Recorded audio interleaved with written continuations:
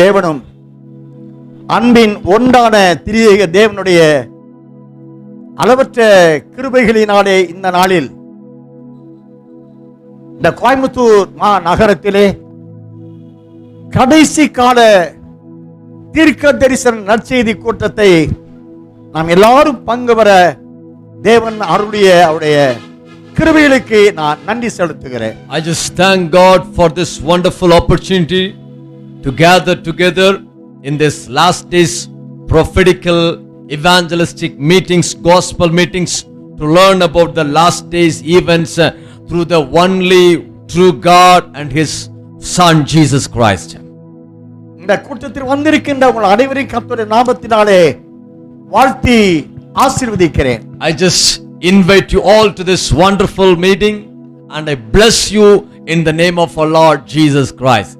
நாம் இந்த நாளில் தியானம் செய்கிற கர்த்தருடைய கடைசி நாளில் நடப்பிக்க தீர்மானிக்கப்பட்ட தீர்க்க தரிசனங்களை சார்ந்த சத்தியங்களை தியானிக்கும்படி அருள்நாதர் கட்டளையிட்டார். The Lord God has commanded me to deliver you about the last days secrets, what are all going to happen in the last days.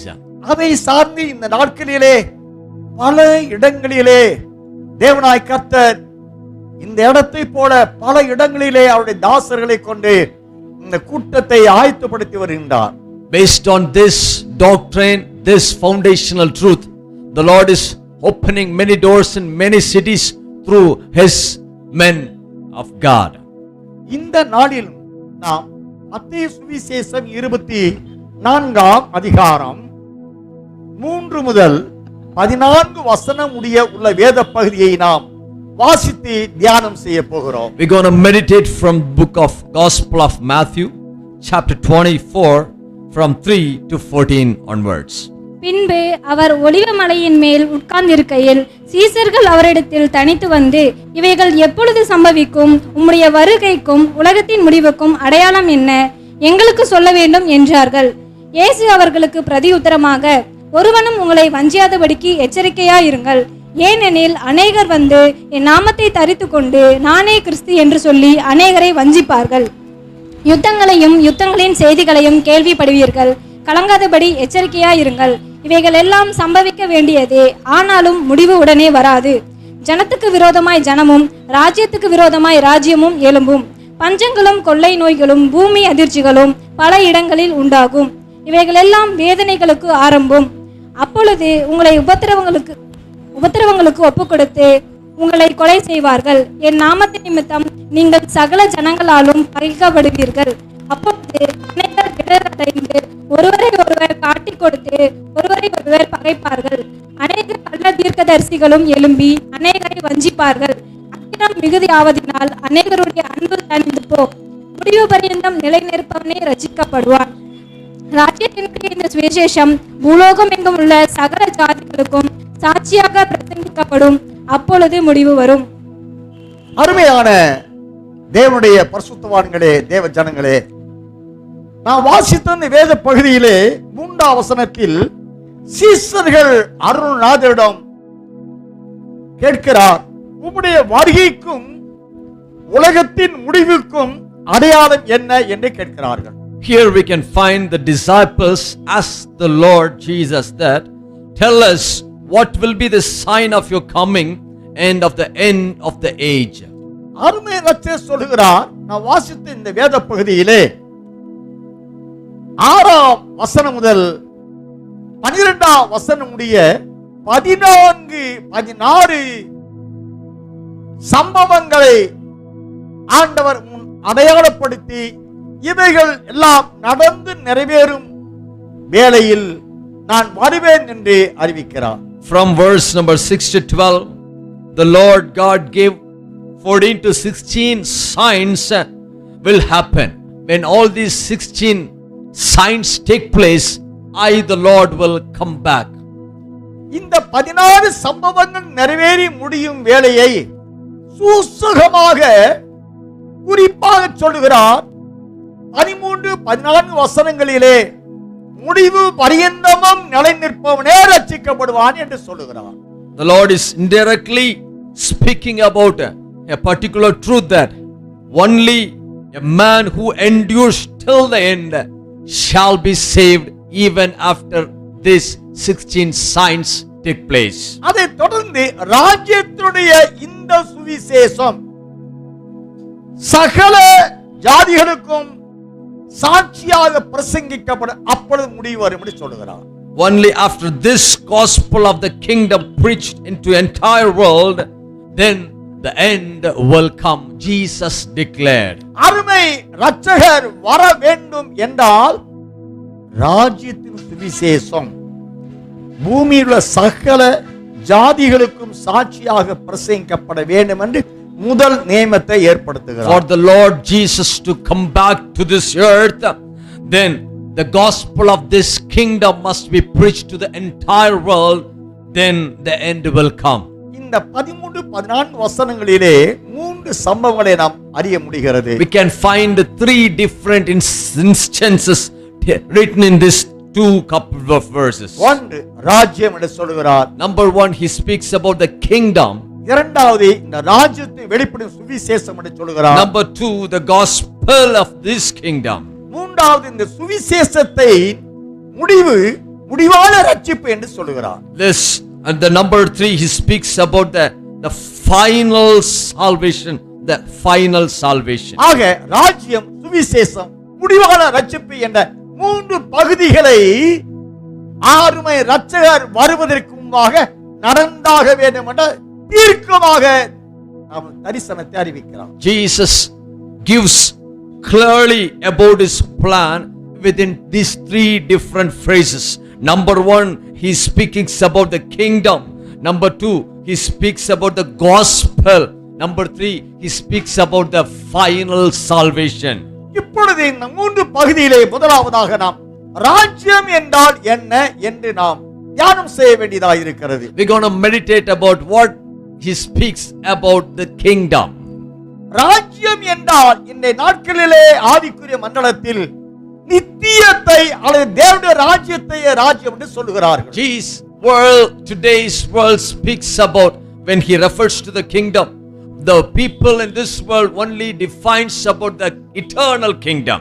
ஆனால் அருமை இரட்சகர் சொல்லுகிறார், நான் வந்து நமது பரிசுத்தவானை சேர்த்துக் கொள்ள வேண்டும் என்றால் இந்த பூமியிலேயே ராஜ்யம் எழும்ப வேண்டும், ராஜ்யத்தின் சுவிசேஷம் வெளியாக வேண்டும், அந்த ராஜ்யத்திலிருந்து வெளிப்படைய சத்தியத்தின்படி ஒரு முடிவான ரட்சிப்பு ஏற்பட வேண்டும் என்று இந்த பூமியில் நடக்க வேண்டிய காரியத்தை சொல்கிறார். But Jesus clearly states that the kingdom is not the kingdom which is going to come. The kingdom which Jesus speaks about, the kingdom which is going to be established in this earth itself, when the gospel about the kingdom preached to every single creature, the kingdom of God will be established here in this earth itself. நாம் எளிதாக புரிந்து கொள்ள ராஜ்யம் என்றால் மத்தேயு 25ஆம் அதிகாரம் 1, 6, 10 இந்த 3 வசனங்களை வாசிக்கலாம். To be easily understand, we can read from book of Matthew chapter 25 verses number 1, 6 and 10. அப்பொழுது பரலோக ராஜ்யம் தங்கள் தீவெட்டிகளை பிடித்துக்கொண்டு மணவாளனுக்கு எதிர்கொண்டு போக புறப்பட்ட 10 கன்னிகைகளுக்கு ஒப்பாயிருக்கும்.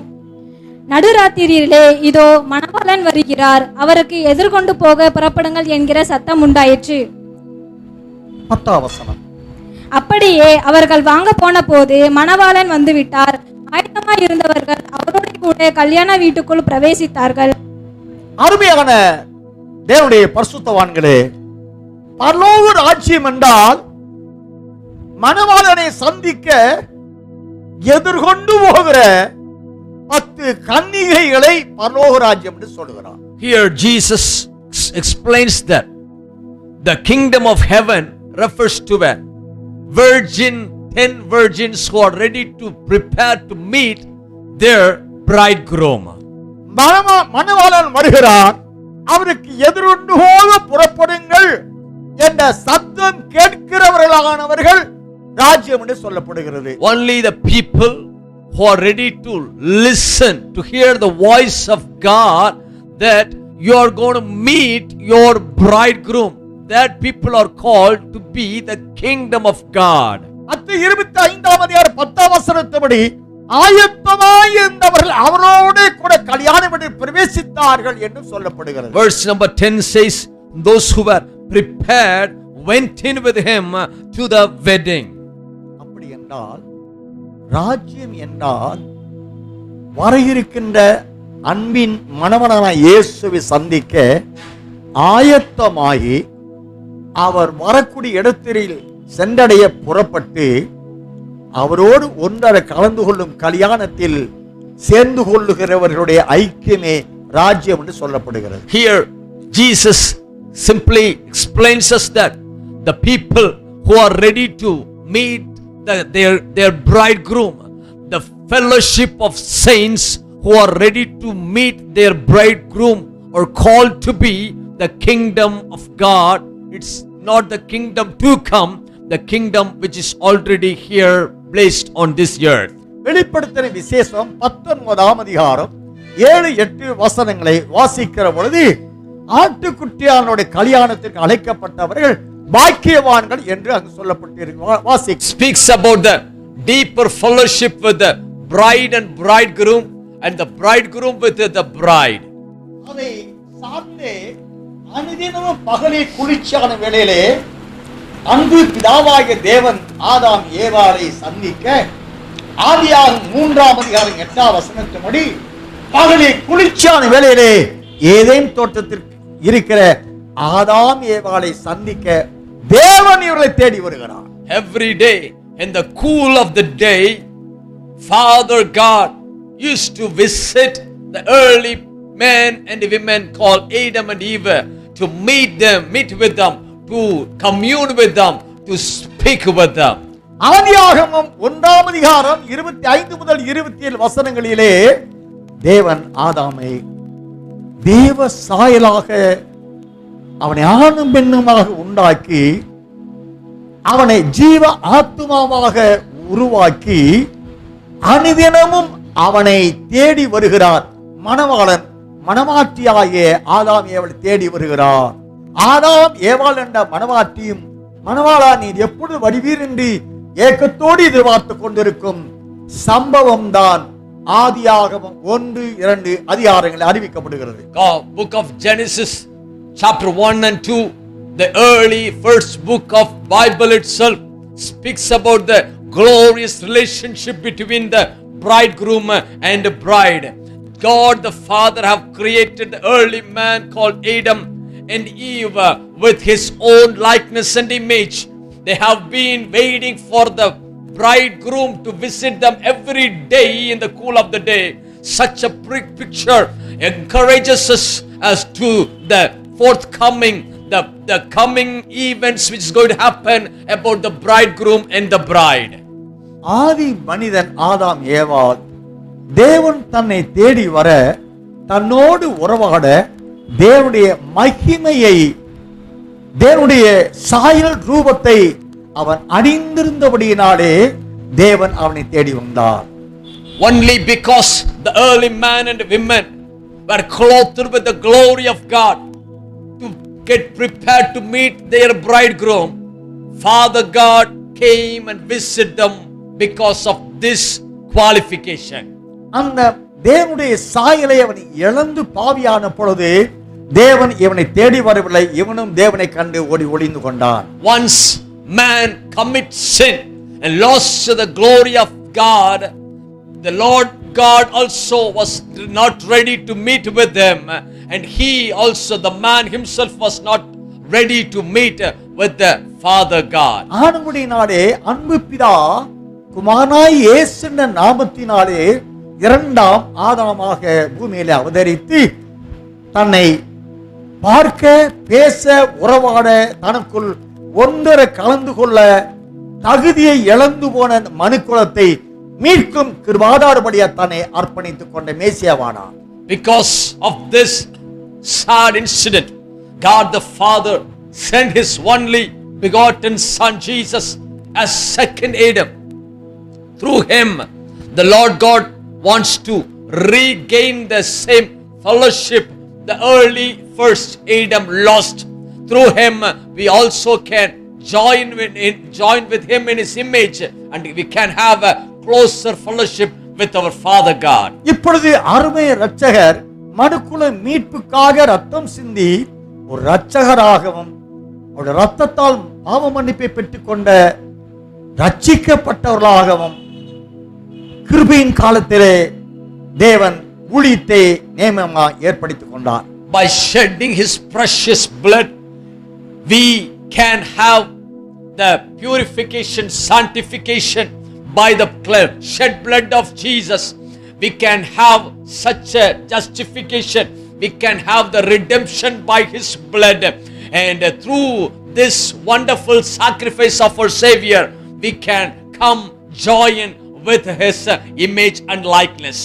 அருமை இரட்சகர் உயிர்த்தெழுந்த பின்பு அவர் சிலுவையில் சிந்தின இரத்தத்தினாலே ஒரு சபையை ஏற்படுத்த அல்லது தன் சுய ரத்தத்தினால் சம்பாதிக்கப்பட்ட பரிசுத்தவான்கள் ஐக்கியம் என்ற சபையை அவர் கிரயத்திற்கு வாங்கி தன் மனவாட்டியான ராஜ்யமாக ஆயத்தப்படுத்த சித்தம் கொண்டார். Jesus, by shedding his precious blood, purchased a group of people washed by his blood to be the fellowship of saints, ready to prepare a glorious bride for himself. அப்படியாக மீட்கப்பட்ட இந்த பரிசுத்தவான்களை மனவாட்டியாக ஆயத்தமாகுவதற்கென்று கிருபையின் காலம் என்ற ஒரு காலத்தை நியமித்து அந்த காலம் சென்று முடிகிற வரைக்கும் அவர் பிதான் ராஜ்யத்திலே வாசம் பண்ணி கொண்டிருக்கிறார். To make this group of fellowship of saints to get prepared, to bring them to the maturity to meet with him. Jesus will be staying back with his Father on his right side until this bride gets prepared to meet with him. அப்போஸ்தலர் 3ஆம் அதிகாரம் 21ஆம் வசனத்தை வாசிக்கலாம். Book of Acts of Apostles chapter 3 verse 21. உலக தோற்றம் முதல் தேவன் தம்முடைய பரிசுத்த தீர்க்கதரிசிகள் எல்லாருடைய வாக்கினாலும் உரைத்தவைகள் எல்லாம் நிறைவேறி தீரும் காலங்கள் வருமளவும் பரலோகம் அவரை ஏற்றுக்கொள்ள வேண்டும். Whom heaven must receive until the times of restoration of all things, which God has spoken by the mouth of all his holy prophets since the world began.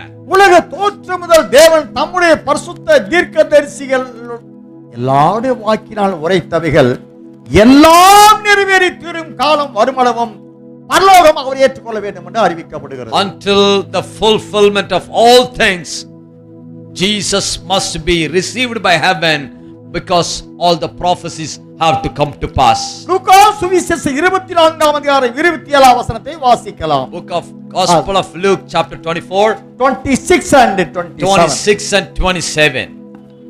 கிறிஸ்து இவ்விதமாக பாடுபடவும் தமது மகிமையில் பிரவேசிக்கவும் வேண்டியதில்லையா என்று சொல்லி மோசேஸ் முதலிய சகல தீர்க்கதரிசிகளும் எழுதின வேத வாக்கியங்கள் எல்லாவற்றிலும் தம்மை குறித்து சொல்லியவைகளை அவர்களுக்கு விவரித்து காண்பித்தார்.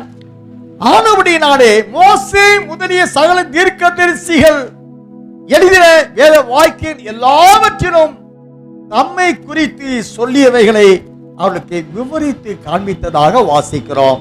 Here we can find, and from Moses to all the prophets, he expounded to them all in all the scriptures the things concerning himself.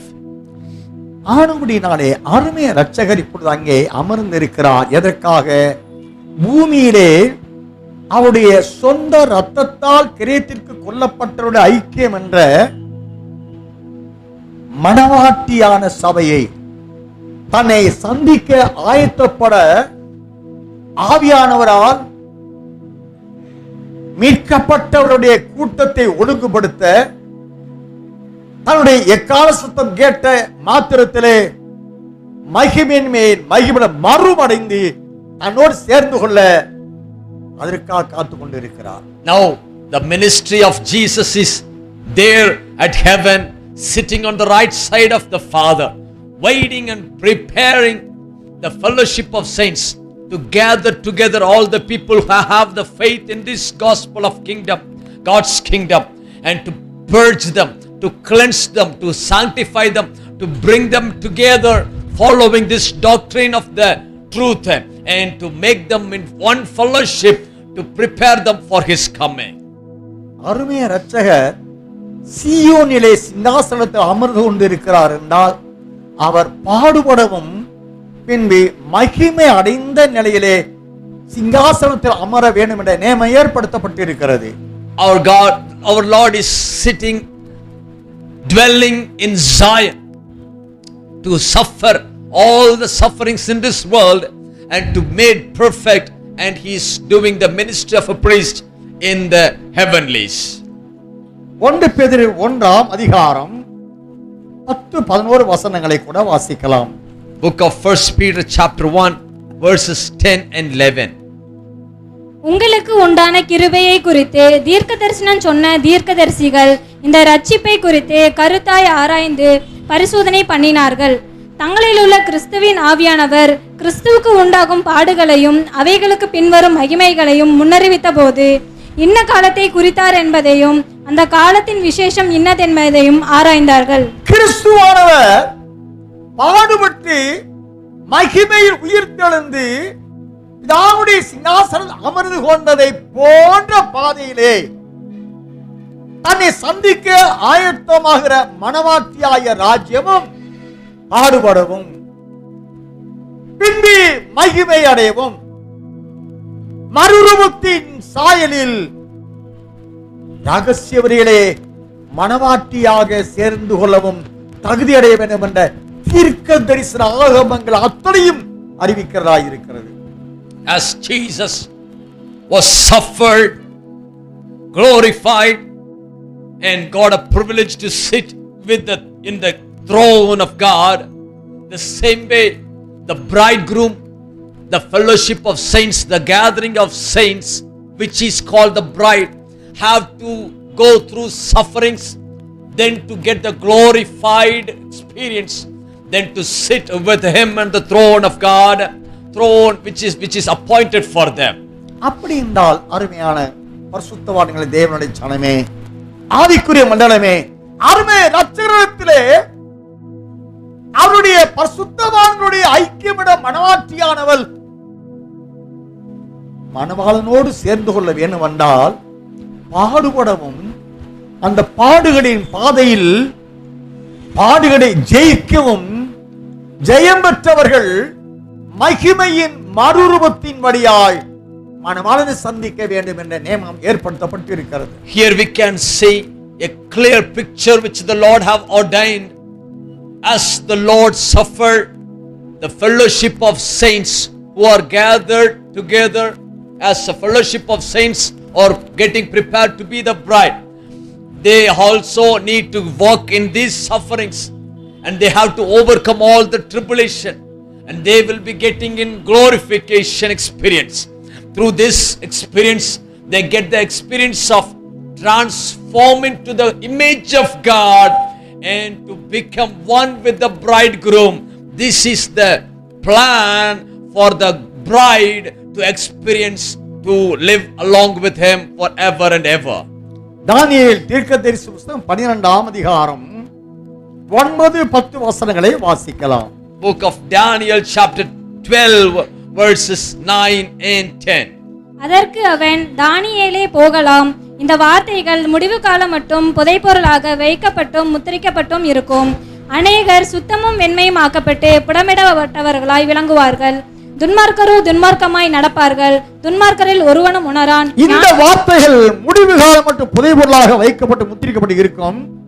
அநேகர் சுத்தமும் வெண்மையமாக்கப்பட்டு புடமிடப்பட்டவர்களாய் விளங்குவார். புடமிடப்படுதல் என்றால் சோதனை, உபத்திரவம், மகா போராட்டங்கள், இவைகளின் வழியாய் அவர்கள் சுத்தமும் வெண்மையுமாக்கப்பட்ட பரிசுத்தவான்களான தகுதி அடைந்த ஆயத்தமாக வேண்டும் என்ற நியமம் அறிவிக்கப்படுகிறது. Here it is declared, for these words have to be closed up and sealed till the time of the end.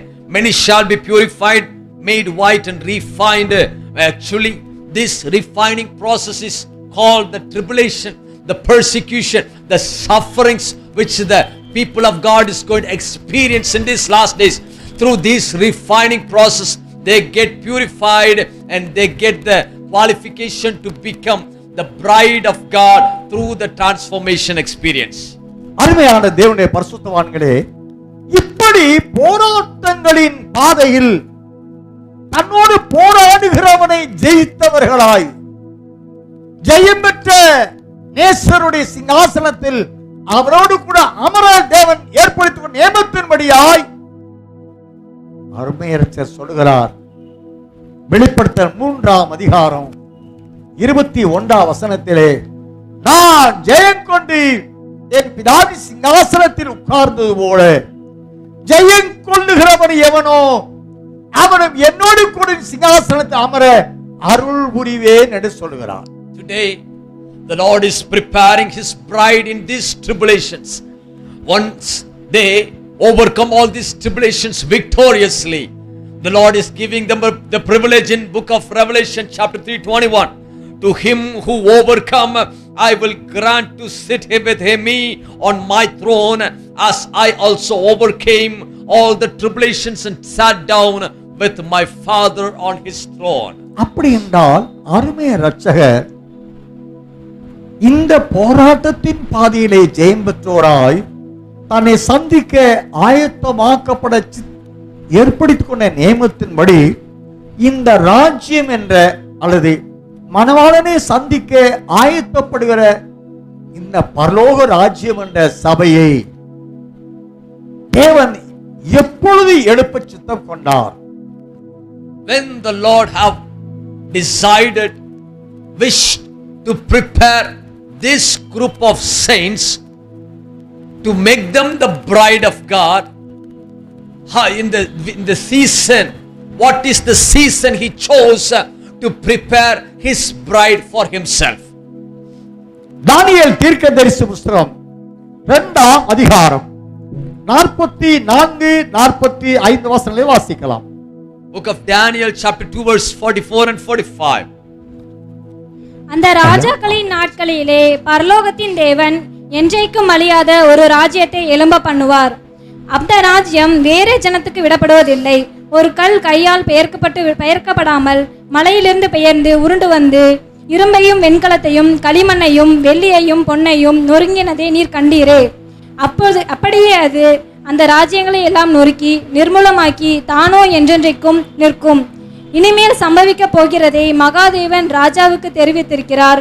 சொப்பனமானது நிச்சயம், அதன் அர்த்தம் சத்தியம் என்றான். அருமையான தேவனுடைய பரிசுத்தவான்களே, ஒரு ராஜ்யம் அந்த ராஜாக்களின் நாட்களிலே என்று சொல்லப்படுகிறது. ஒரு ராஜ்யம் அந்த ராஜாக்களின் நாட்களிலே. அந்த ராஜாக்கள் என்றால் யார்? Dear fellows, dear saints of God, here it's written that a kingdom, one kingdom at the times of all these kingdoms. What is the season of all these kingdoms? நேபுகாத் நேச்சாருடைய கல்தேய மன்னராகிய நேபுகாத் நேச்சார் கண்ட சொப்பனத்தின்படி 5 ராஜ்யம் சொல்லப்படுகிறது. அந்த 5 ராஜாக்கள் கல்தேயா, மேதியர், பெர்சியர், கிரேக்க ராஜ்யம், ரோம பேரரசு, இரும்பும் களிமண்ணும் என்று சொன்ன 10 ராஜாக்கள் ஐக்கியம் புதுப்பிக்கப்பட்ட ரோம அரசு. இப்படி அதற்கு முன்பாக நேபுகாத் நேச்சாருக்கு முன்பாக எகிப்தின் பார்வோன், அசிரியா ராஜாவாகிய சனகிரிப் ஆக இந்த 7 ராஜாக்களுடைய காலத்தில் அந்தி கிறிஸ்துவாவி அந்த ராஜாக்களில் இருந்து கிரியை செய்தவைகள் அனைத்தும் ஒரு முடிவு வரும் காலம் உண்டு என்று தானியேல் 2:44 சொல்லுகிறது. In the vision of dream of Nebuchadnezzar, we can find 6 to 7 kingdoms. The Chaldean kingdom, which is the season of Nebuchadnezzar, the Assyrian kingdom, the Egyptian kingdom, the kingdom of the Medo-Persian kingdom, and the Greek kingdom, and the Roman kingdom. All these kingdoms will be at this end of these kingdoms, the another kingdom will be rise up. That's the kingdom of Antichrist. அந்த ராஜாக்கள் நாட்களிலே அவ்வப்போது வெளிப்பட்டு வந்த அந்தி கிறிஸ்துவாகிய வலுசர்ப்பம் 7வது ராஜ்யம் என்ற 10 ராஜாக்கள் என்ற ஐரோப்பிய யூனியன் இவர்களிலிருந்து கடைசியாக வெளிப்பட போகிற 8வது ஆனவனாகிய அந்தி கிறிஸ்துவே நாசமடைய போகிறவன் என்று வெளிப்படுத்தின விசேஷம் 17ஆம் அதிகாரத்திலே நாம் வாசித்திருக்கிறோம்.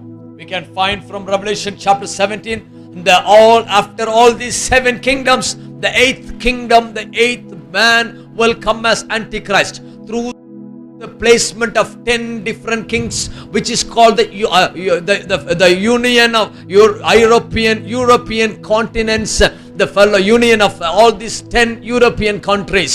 This kingdom will come in final as the period of Antichrist.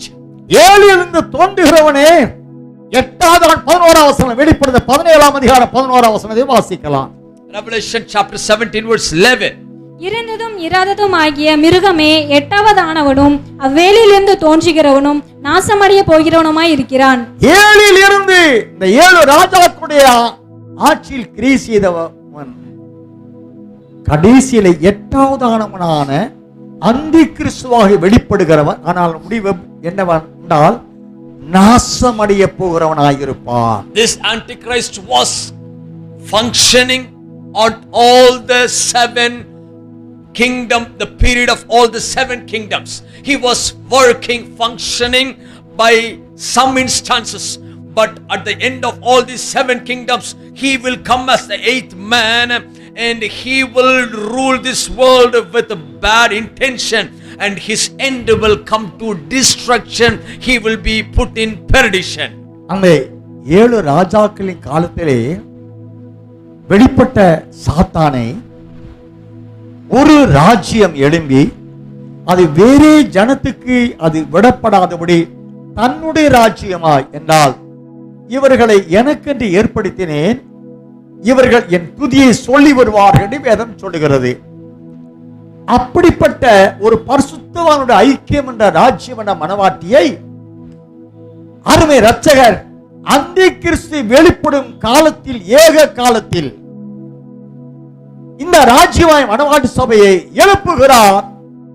எழுப்பி இந்த மனவாட்டிக்கும் 8வது ஆனவராய் வெளிப்படுகிற அந்தி கிறிஸ்துக்கும் இடையே கடுமையான போர்க்களத்தை உண்டாக்குகிறார்.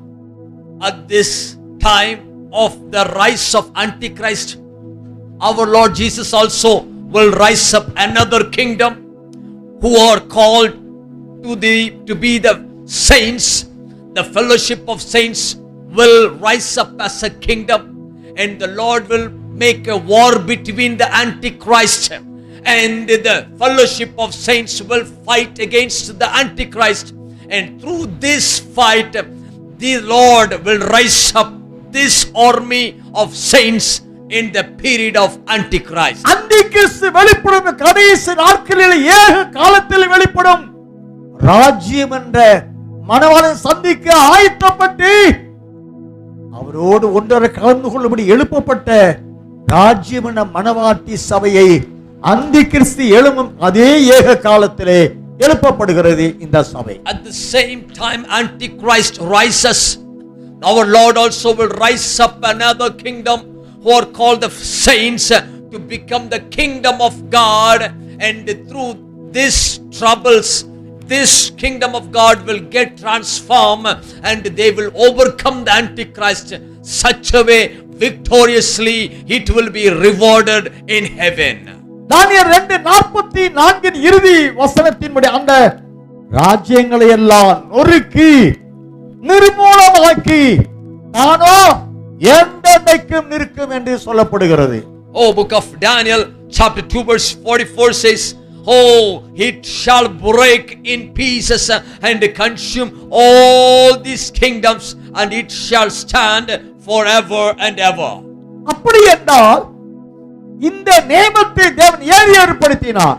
Why the Lord have to make this kind of ordinance?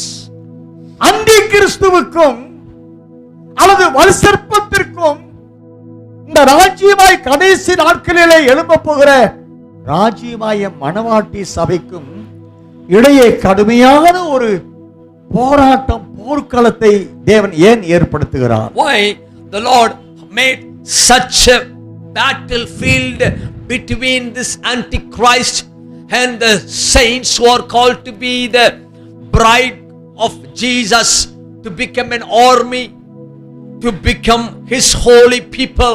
Why the Lord have to prepare this bride to overcome this Antichrist? முதல் காரணம், தேவனுடைய சிங்காசனத்துக்கு முன்பாக கேருபாய் இருந்த அவன் பெருமையின் ஆவிக்கு இடம் கொடுத்து தேவனுக்கு பதிலாக தன்னை தேவனாக அறிவித்து அவருடைய சிங்காசனத்தில் அமர்ந்து தேவனுக்கு எடுக்கப்படும் சகல ஆராதனைகளும் தனக்குரியதாக வேண்டும் என்று தேவனுக்கு எதிராளியாக எதிர்த்து நின்றார். This Antichrist, the early dragon, was at the early times of the heavenlies. He was created as this magnificent cherub by God. He was the one who was giving all the praises to God. He was the reason to be given all the praises to God the Father. At once his intention became wrong. He supposed to gather all the praises for himself. At the time the Lord put him down, cast him down from heaven. He became the dragon, he became the serpent, he became the evil one who later became the Antichrist. ஆனபடியாலே தேவனுக்கு முன்பாக சீயோனிலேயே இவன் நியாயந்தீர்க்கப்பட்டான். At the time, in the Zion itself, he was put in judgment.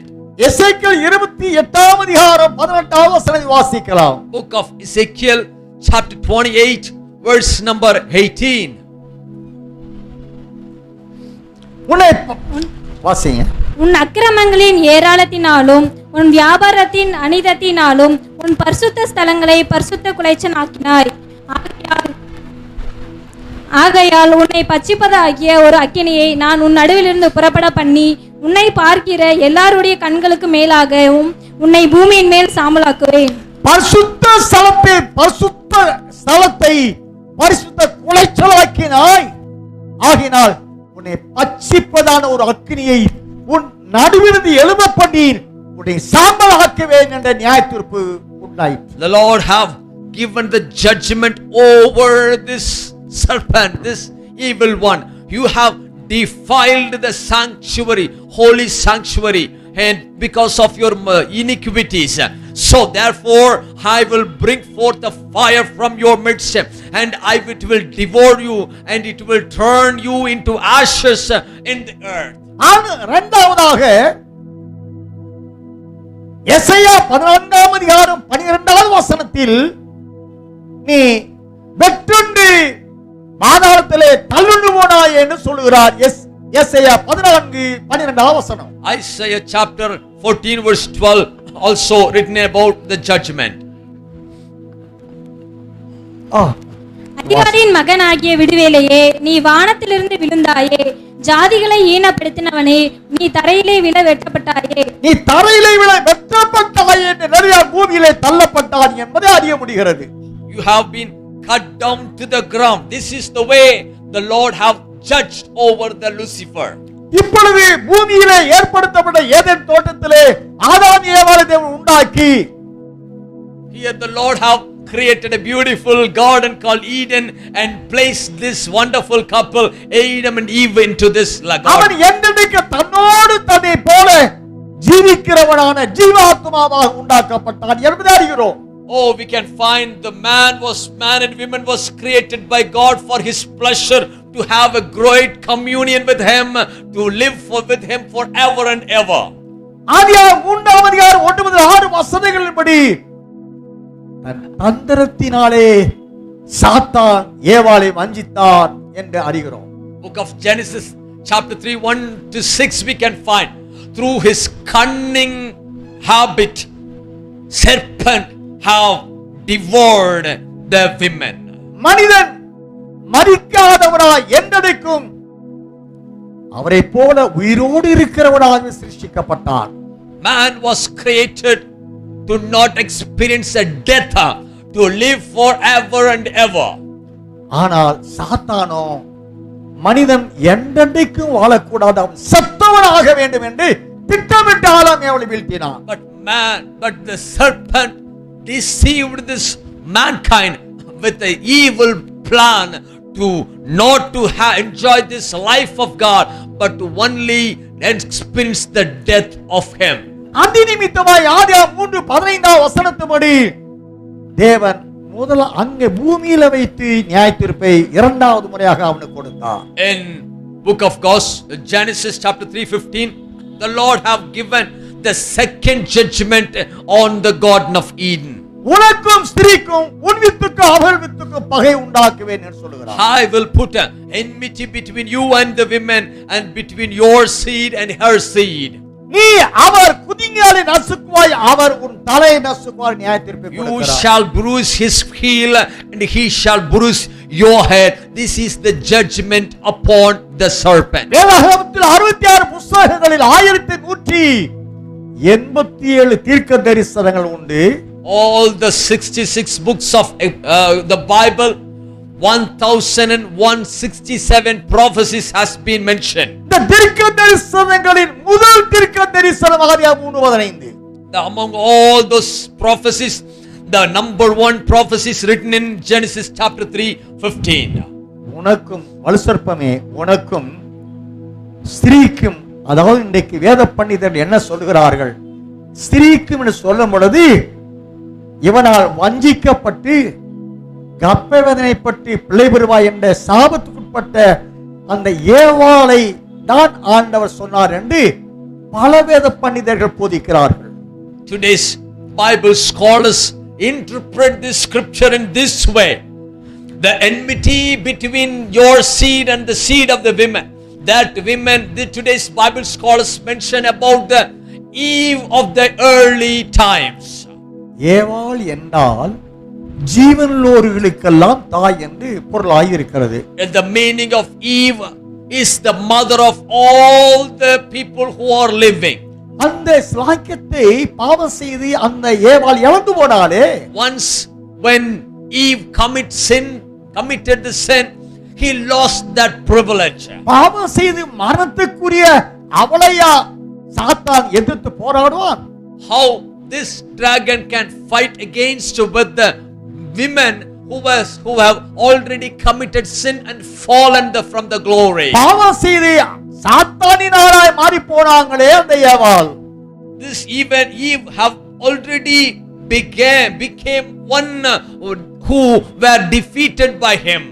ஆண்டவர் ஆதியாகமம் 3:15 சொன்னது, உனக்கும் சாத்தானே உனக்கும், அதன் பிறகு தன் சுய ரத்தத்தால் சம்பாதிக்கப்பட போகிற ஒரு ஸ்திரீ என்ற சபை இருக்கே, அந்த சபைக்கும் பகை உண்டாக்குவேன் என்று சொன்னார். The meaning, the truth which God prophesied in Genesis 3:15 is not about the Eve of the early times, but there is going to be another woman, another bride who is getting prepared in these last times to rise up in holiness and victoriously overcome the devil.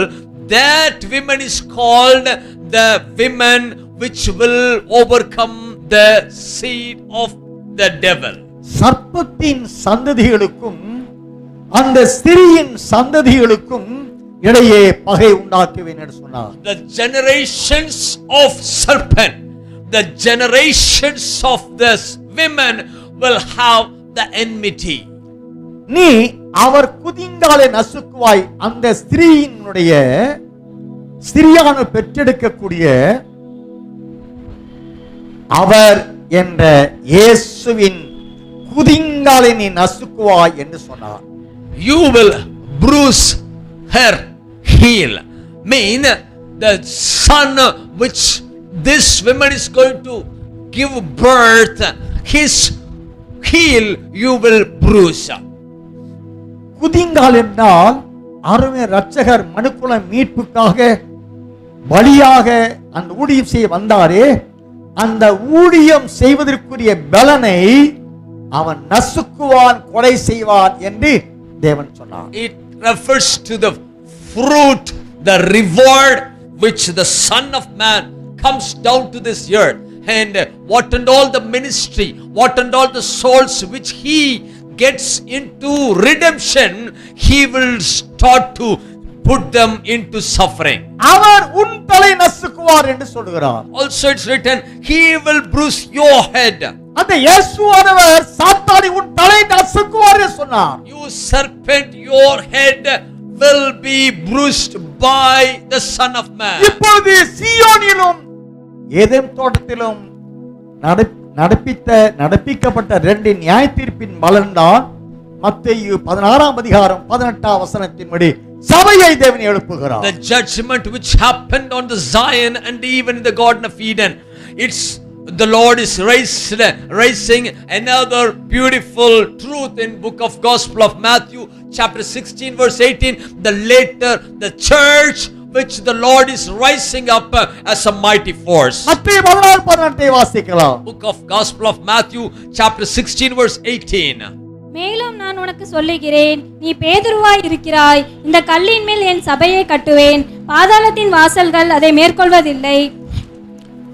தேவன் பேதுருவை பார்த்து, நீ ராயாய் இருக்கிறாய், கல்லாய் இருக்கிறாய், உன்மேல் என் சபையை கட்டுவேன். எதற்காக அந்த சபையை கட்டுகிறார்? இந்த கல் என்ற அப்போஸ்தலன் மேல் இருந்த நோக்கத்துக்காக கட்டுகிறார் சபையை. பாதாளத்தை தோற்கடிக்க, சாத்தானை தோற்கடிக்க. அப்போஸ்தலன் பேதுருவாகிய கல்லே, உன்மேல் என் சபையை கட்டுவேன் என்று சொல்லுகிறார். The Lord is commanding Apostle Peter, you Peter, you are the rock, and upon you I will build my church. The revelation which you had about Son Jesus Christ, upon you I will build my church. The gates of hell cannot prevail against the church which the Lord is rising up. இந்த சபைக்கும் சாத்தானுக்கும் தேவன் எதிர்முதிரமான ஒரு நிலையை உண்டாக்குகிறார். மத்தேயு 16ஆம் அதிகாரம் 18ஆம் வசனத்தை வாசிக்கலாம். Matthew 16:18. The Lord is putting an enmity between this church and to the devil. மேலும் நான் உனக்கு சொல்லுகிறேன், நீ பேதுருவாய் இருக்கிறாய், இந்த கல்லின் மேல் என் சபையை கட்டுவேன், பாதாளத்தின் வாசல்கள் அதை மேற்கொள்வதில்லை. Yes. ஸ்தோத்திரம். மத்தேயு 18:18 வசனம். Matthew 18 and also 18. பூலோகத்திலே நீங்கள் எவைகளை கட்டுவீர்களோ அவைகள் பரலோகத்திலும் கட்டப்பட்டிருக்கும், பூலோகத்திலே நீங்கள் எவைகளை கட்டவைப்பீர்களோ அவைகள் பரலோகத்திலும் கட்டவிழ்க்கப்பட்டிருக்கும் என்று மெய்யாகவே உங்களுக்கு சொல்லுகிறேன். சபையை பார்த்து சொல்கிறார், சாத்தானை எதிர்த்து அவனை வீழ்த்துவதில் பாதாளத்தை தோற்கடித்து, பாதாளத்தின் அதிபதிய சாத்தானை நீங்கள் எந்த விதத்தில் எதிர்த்து அவனை கட்டுகிறீர்களோ அந்த ஊழியம், அந்த கட்டுதலை, சாத்தான் தோற்கடித்த அந்த பரிசுத்தவானுடைய ஊழியத்தை பரலோகத்திலே நான் கட்டுவிப்பேன் என்று சொல்கிறார். Here Jesus is giving the authority to the church. Whatever you bind on this earth, it will be bound in heaven. Whatever you loose on this earth, who will be loose in heaven. So such an authority is given by our Lord to the church of the Lord to overcome this serpent, to rise up as a mighty holy generation. வெளிப்படுத்தின விசேஷம் 18ஆம் அதிகாரம் 5-6 வசனங்களை வாசிக்கலாம். Revelation chapter 18 verse 5 and 6. அவளுடைய பாவம் வானபரியந்தம் எட்டினது, அவளுடைய அநியாயங்களை தேவன் நினைவு கூர்ந்தார். அவள் உங்களுக்கு பலனளித்தது போல நீங்களும் அவளுக்கு பலனளியுங்கள். அவளுடைய கிரியைகளுக்கு தக்கதாக அவளுக்கு இரட்டிப்பாக கொடுத்து தீருங்கள். அவள் உங்களுக்கு கலந்து கொடுத்த பாத்திரத்திலே இரட்டிப்பாக அவளுக்கு கலந்து கொடுங்கள். அவள் உங்களுக்கு பலனளித்தது போல நீங்களும் அவளுக்கு பலனளியுங்கள். அவளுடைய கிரியைகளுக்கு தக்கதாக அவளுக்கு இரட்டிப்பாய் கொடுத்து தீருங்கள். அவள் உங்களுக்கு கலந்து கொடுத்த பாத்திரத்திலே இரட்டிப்பாக அவளுக்கு கலந்து கொடுங்கள். Render to her just as she rendered to you, and repay her double according to her works. In the cup which she has mix double for her. வெளிப்படுத்தின விசேஷம் 13ஆம் அதிகாரம் வெளிப்படுத்தல் 13ஆம் அதிகாரம் 9-10 வசனங்களை Book வாசிக்கலாம். of Revelation chapter 13 verse 9 and 10. காதுள்ளவன் எவனோ அவன் கேட்க கடவன். சிறைப்படுத்தி கொண்டு போகிறவன் சிறைப்பட்டு போவான். பட்டயத்தினாலே கொல்லுகிறவன் பட்டயத்தினாலே கொல்லப்பட வேண்டும். பரிசுத்தவான்களுடைய பொறுமையும் விசுவாசமும் இதிலே விளங்கும். சிறைப்படுத்தி கொண்டு போகிறவன் சிறைப்பட்டு போவான். ஆத்துமாக்களை பாவம் செய்ய வைத்து அவன் சிறைபிடித்து பாதாள கொண்டு போற இருக்கிறானே, அவனை நீ என்ன செய்யணும்? சபை அவனை சிறைபிடிக்கணும். சிறைப்படுத்தி கொண்டு போகிறவன் சிறைப்பட்டு போகணும். He who leads people into sin and put them into captivity shall go into captivity. You church have to put this evil one into captivity. பட்டயத்தினாலே கொல்லுகிறவன் பட்டயத்தினாலே கொல்லப்பட வேண்டும். He who kills with the sword must be killed with the sword itself. இதத்திலே 2 தெசலோனிக்கேயர்களின் நிருபம் 1ஆம் அதிகாரம் 6ஆம் வசனத்தை வாசிக்கலாம். Book of 2 Thessalonians chapter 1 verse number 6. உங்களை உபத்திரவப்படுத்துகிறவர்களுக்கு உபத்திரவத்தையும் உபத்திரவப்படுகிற உங்களுக்கு எங்களோட கூட இளைப்பாறுதலையும் பிரதிபலனாக கொடுப்பது தேவனுக்கு நீதியாய் இருக்கிறதே. அருமையான கர்த்தருடைய பிள்ளைகளே, இப்படியாக தேவ ஜனங்களை, தேவனுடைய சபையை, மணவாளனை சந்திக்க ஆயத்தப்படுகிற ராஜ்யமண்ட சபையை அவன் சீர்குலைக்கிறான். அவைகளை பாவம் செய்ய வைத்து கரைபடிய வைக்கிறான். அவர்களுடைய பசுத்தத்தை குலைச்சலாக்குகிறான். இப்படியாக பரிசுத்தவான்களின் ரத்தத்தை அவன் சாத்தான் குடிக்கிறான் என்று வெளிப்படுத்தல் 17ஆம் அதிகாரம் 6ஆம் வசனத்தை வாசிக்கலாம். Book of Revelation chapter 17 or 6 also. அந்த ஸ்திரீ பரிசுத்தவான்களின் ரத்தத்தினாலும் இயேசுவினுடைய சாட்சிகளின் ரத்தத்தினாலும் வெறி கொண்டிருக்கிறதை கண்டேன். அவளை கண்டு நான் மிகவும் ஆச்சரியப்பட்டேன். பரிசுத்தவான்களுடைய அவர்களை கொன்று பாவம் செய்ய வைத்து ரத்தத்தை குடிப்பதில் சாத்தான் வெறி கொண்டிருக்கிறான் என்று வேதம் சொல்லுகிறது. Satan deceives God's holy people by committing sin and put them into judgment of God and make them to get the angry of God. In such a way he defiles the holy generations and kill the saints, and he was eager to drink this blood of his saints. வெளிப்படுத்தல் 18ஆம் அதிகாரம் 24ஆம் வசனத்தை கூட வாசிக்கலாம். Revelation 18 verse number 24. தீர்க்கதரிசிகளுடைய இரத்தமும் பரிசுத்தவான்களுடைய இரத்தமும் பூமியில் கொல்லப்பட்ட அனைவருடைய இரத்தமும் அவளிடத்தில் காணப்பட்டது என்று விளம்பினது.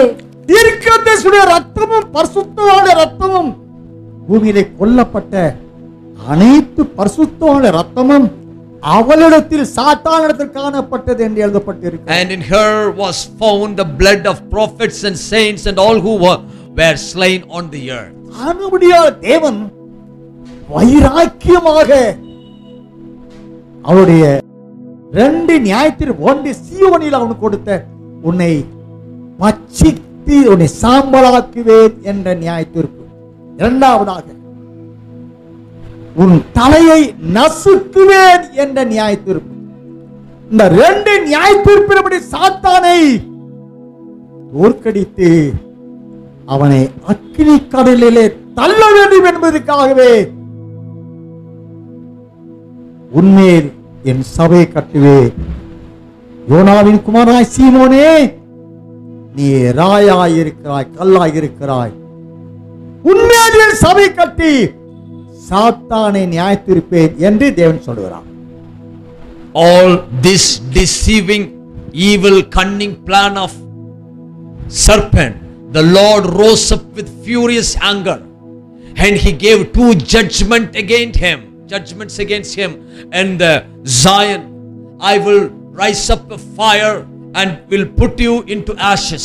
Number 2nd judgment was written in Garden of Eden, and I will cast you into the earth. And 3rd judgment, he is rising up a powerful generation of holy people who are called to be the church. Then this church will rise up and he gave the revelation about the Peter. Peter, you are the rock, upon you I will build my church. This church will rise up and put this serpent into devastation. ஆனபடியால் இந்த ராஜ்யத்தை குறித்து புதிய ஏற்பாட்டில் மாத்திரமல்ல, வேதாகமம் முழுவதிலும் இந்த ராஜ்யத்தை குறித்தே தேவன் சொல்கிறார். About this kingdom, the holy people. It's not only written in the New Testament.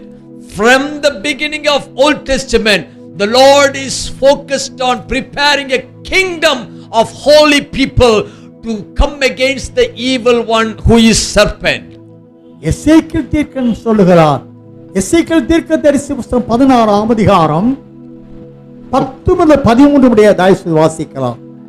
Book of Ezekiel, chapter 16, 10 to 12. சித்திர தையலாடையை உனக்கு உடுத்தி சாயந்தீர்த்த பாதரட்சிகளை உனக்கு தரித்து கட்ட மெல்லிய புடவையையும் மூடிக்கொள்ள பட்டு சால்வையும் உனக்கு கொடுத்து உன் ஆபரணங்களால் அலங்கரித்து உன் கைகளிலே கடகங்களையும் உன் கழுத்திலே சரப்பணிகளையும் போட்டு உன் நெற்றியிலே நெற்றி பட்டத்தையும் உன் காதுகளில் காதணியையும் உன் தலையின் மேல் சிங்காரமான கிரீடத்தையும் தரித்தேன். இவ்விதமாய் பொன்னினாலும் வெள்ளியினாலும் நீ அலங்கரிக்கப்பட்டாய். உன் உடுப்பு மெல்லிய புடவையும் பட்டும் சித்திர தையலாடையுமாய் இருக்கிறது. மெல்லிய மாவையும் தேனையும் நெய்யையும் சாப்பிட்டாய். நீ மிகவும் அழகுள்ளவனாகி ராஜ்யத்தை சுதந்தரிக்கும் ஸ்லாக்கியத்தை பெற்றாய். உன் அழகினாலே உன் கீர்த்தி புறஜாதிகளுக்குள்ளே பிரசித்தமாயிற்று. நான் உன்மேல் வைத்த என் மகிமையினாலே அது குறைவற்றதாய் இருக்கிறது என்று கர்த்தராகிய ஆண்டவர் சொல்லுகிறார். அருமையான தேவனுடைய பரிசுத்தவான்களே, ஆவிக்குரிய மனோலமெங்குள்ள நீதிமான்களே, எசேக்கியேல் தீர்க்கனை கொண்டு அறிவிக்கிறார். நீ படுகிற பாடுகள் சித்திர தையலாடை உனக்கு உடுத்தி. சித்திர தையலாடை ஒரு வஸ்திரம், அழகான சித்திரம் அந்த வஸ்திரத்திலிருந்து வெளிப்பட வேண்டும் என்றால் பலவிதமான வண்ண நிற நூல்களை ஊசியிலே கோர்த்து வரையப்பட்ட டிராயிங் அப்படியே ஊசியினால் குத்தி குத்தி இறுதியிலே அழகான ஒரு ஓவியம் வெளிப்படும். அதை போல இந்த ராஜ்யமாய மணவாட்டியானவள்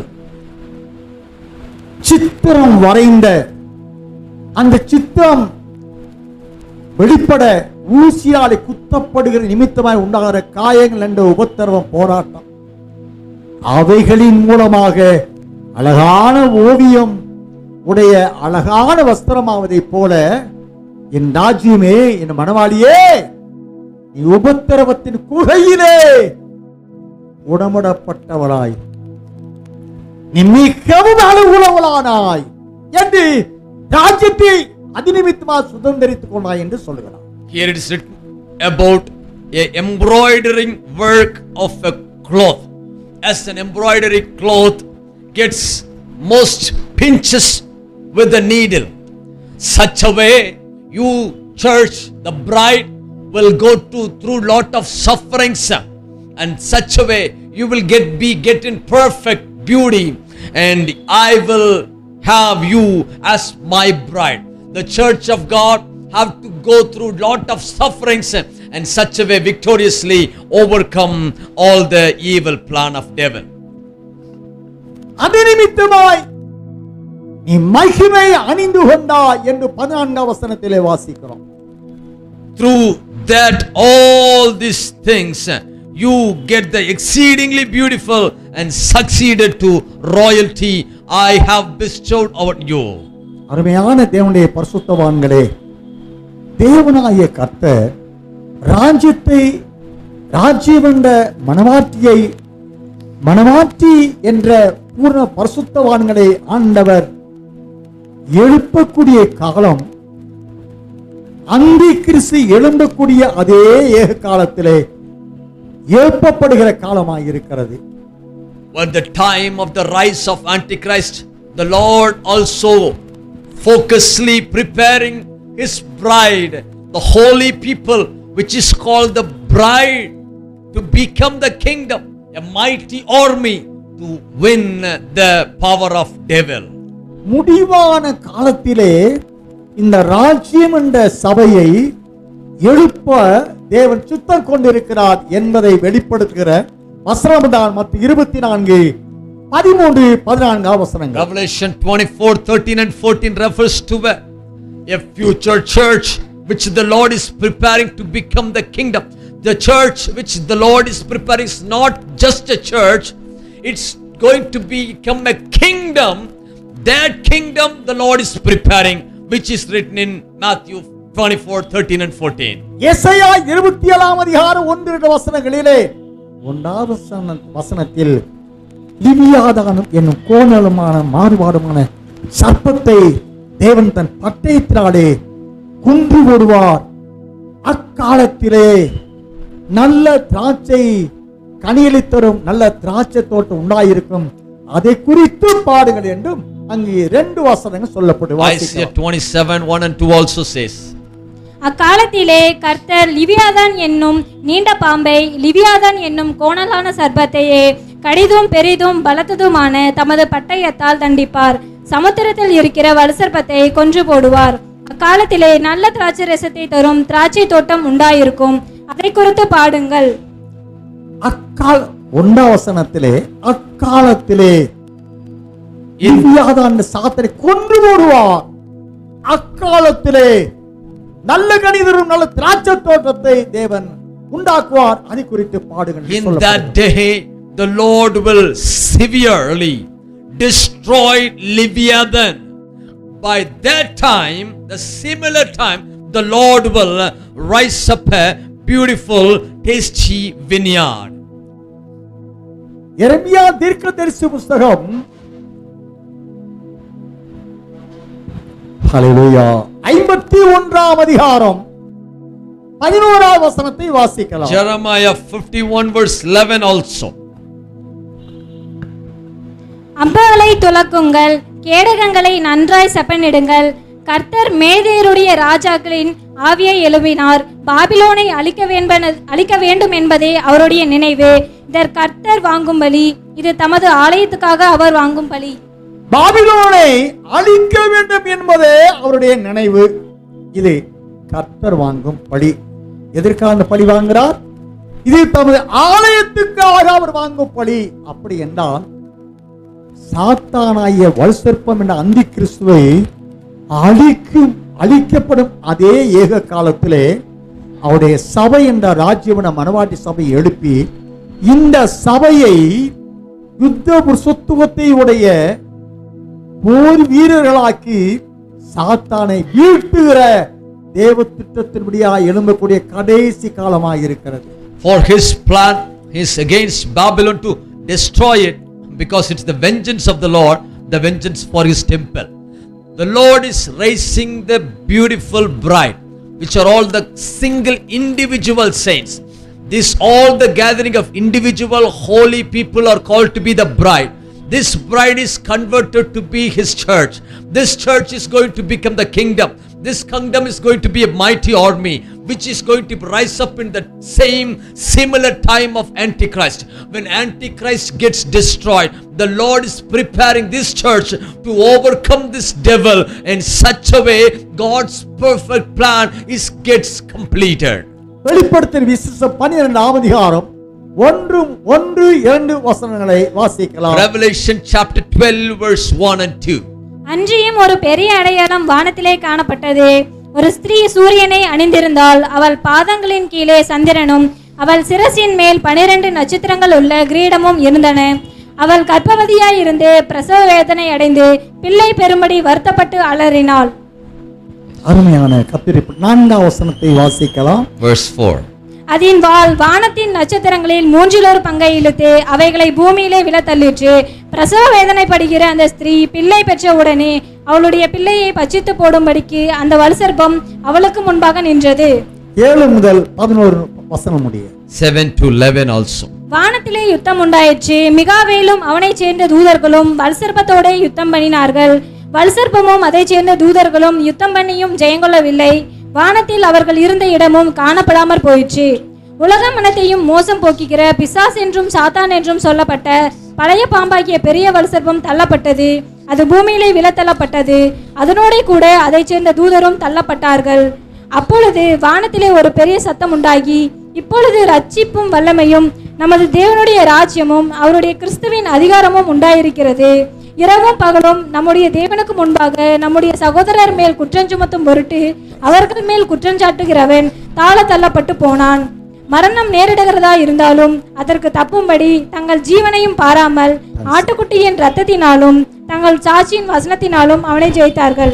அருமையான கர்த்தருடைய பரிசுத்தவான்களே, Dear saints of God, நான் வாசித்த இந்த வேத பகுதியிலே the passages which we read now, ஒன்றாம் வசனத்தின்படி according to verse number 1, வானத்திலே ஒரு ஸ்திரீ காணப்படுகிற ஸ்திரீ என்றால் சபை. women compares to become church.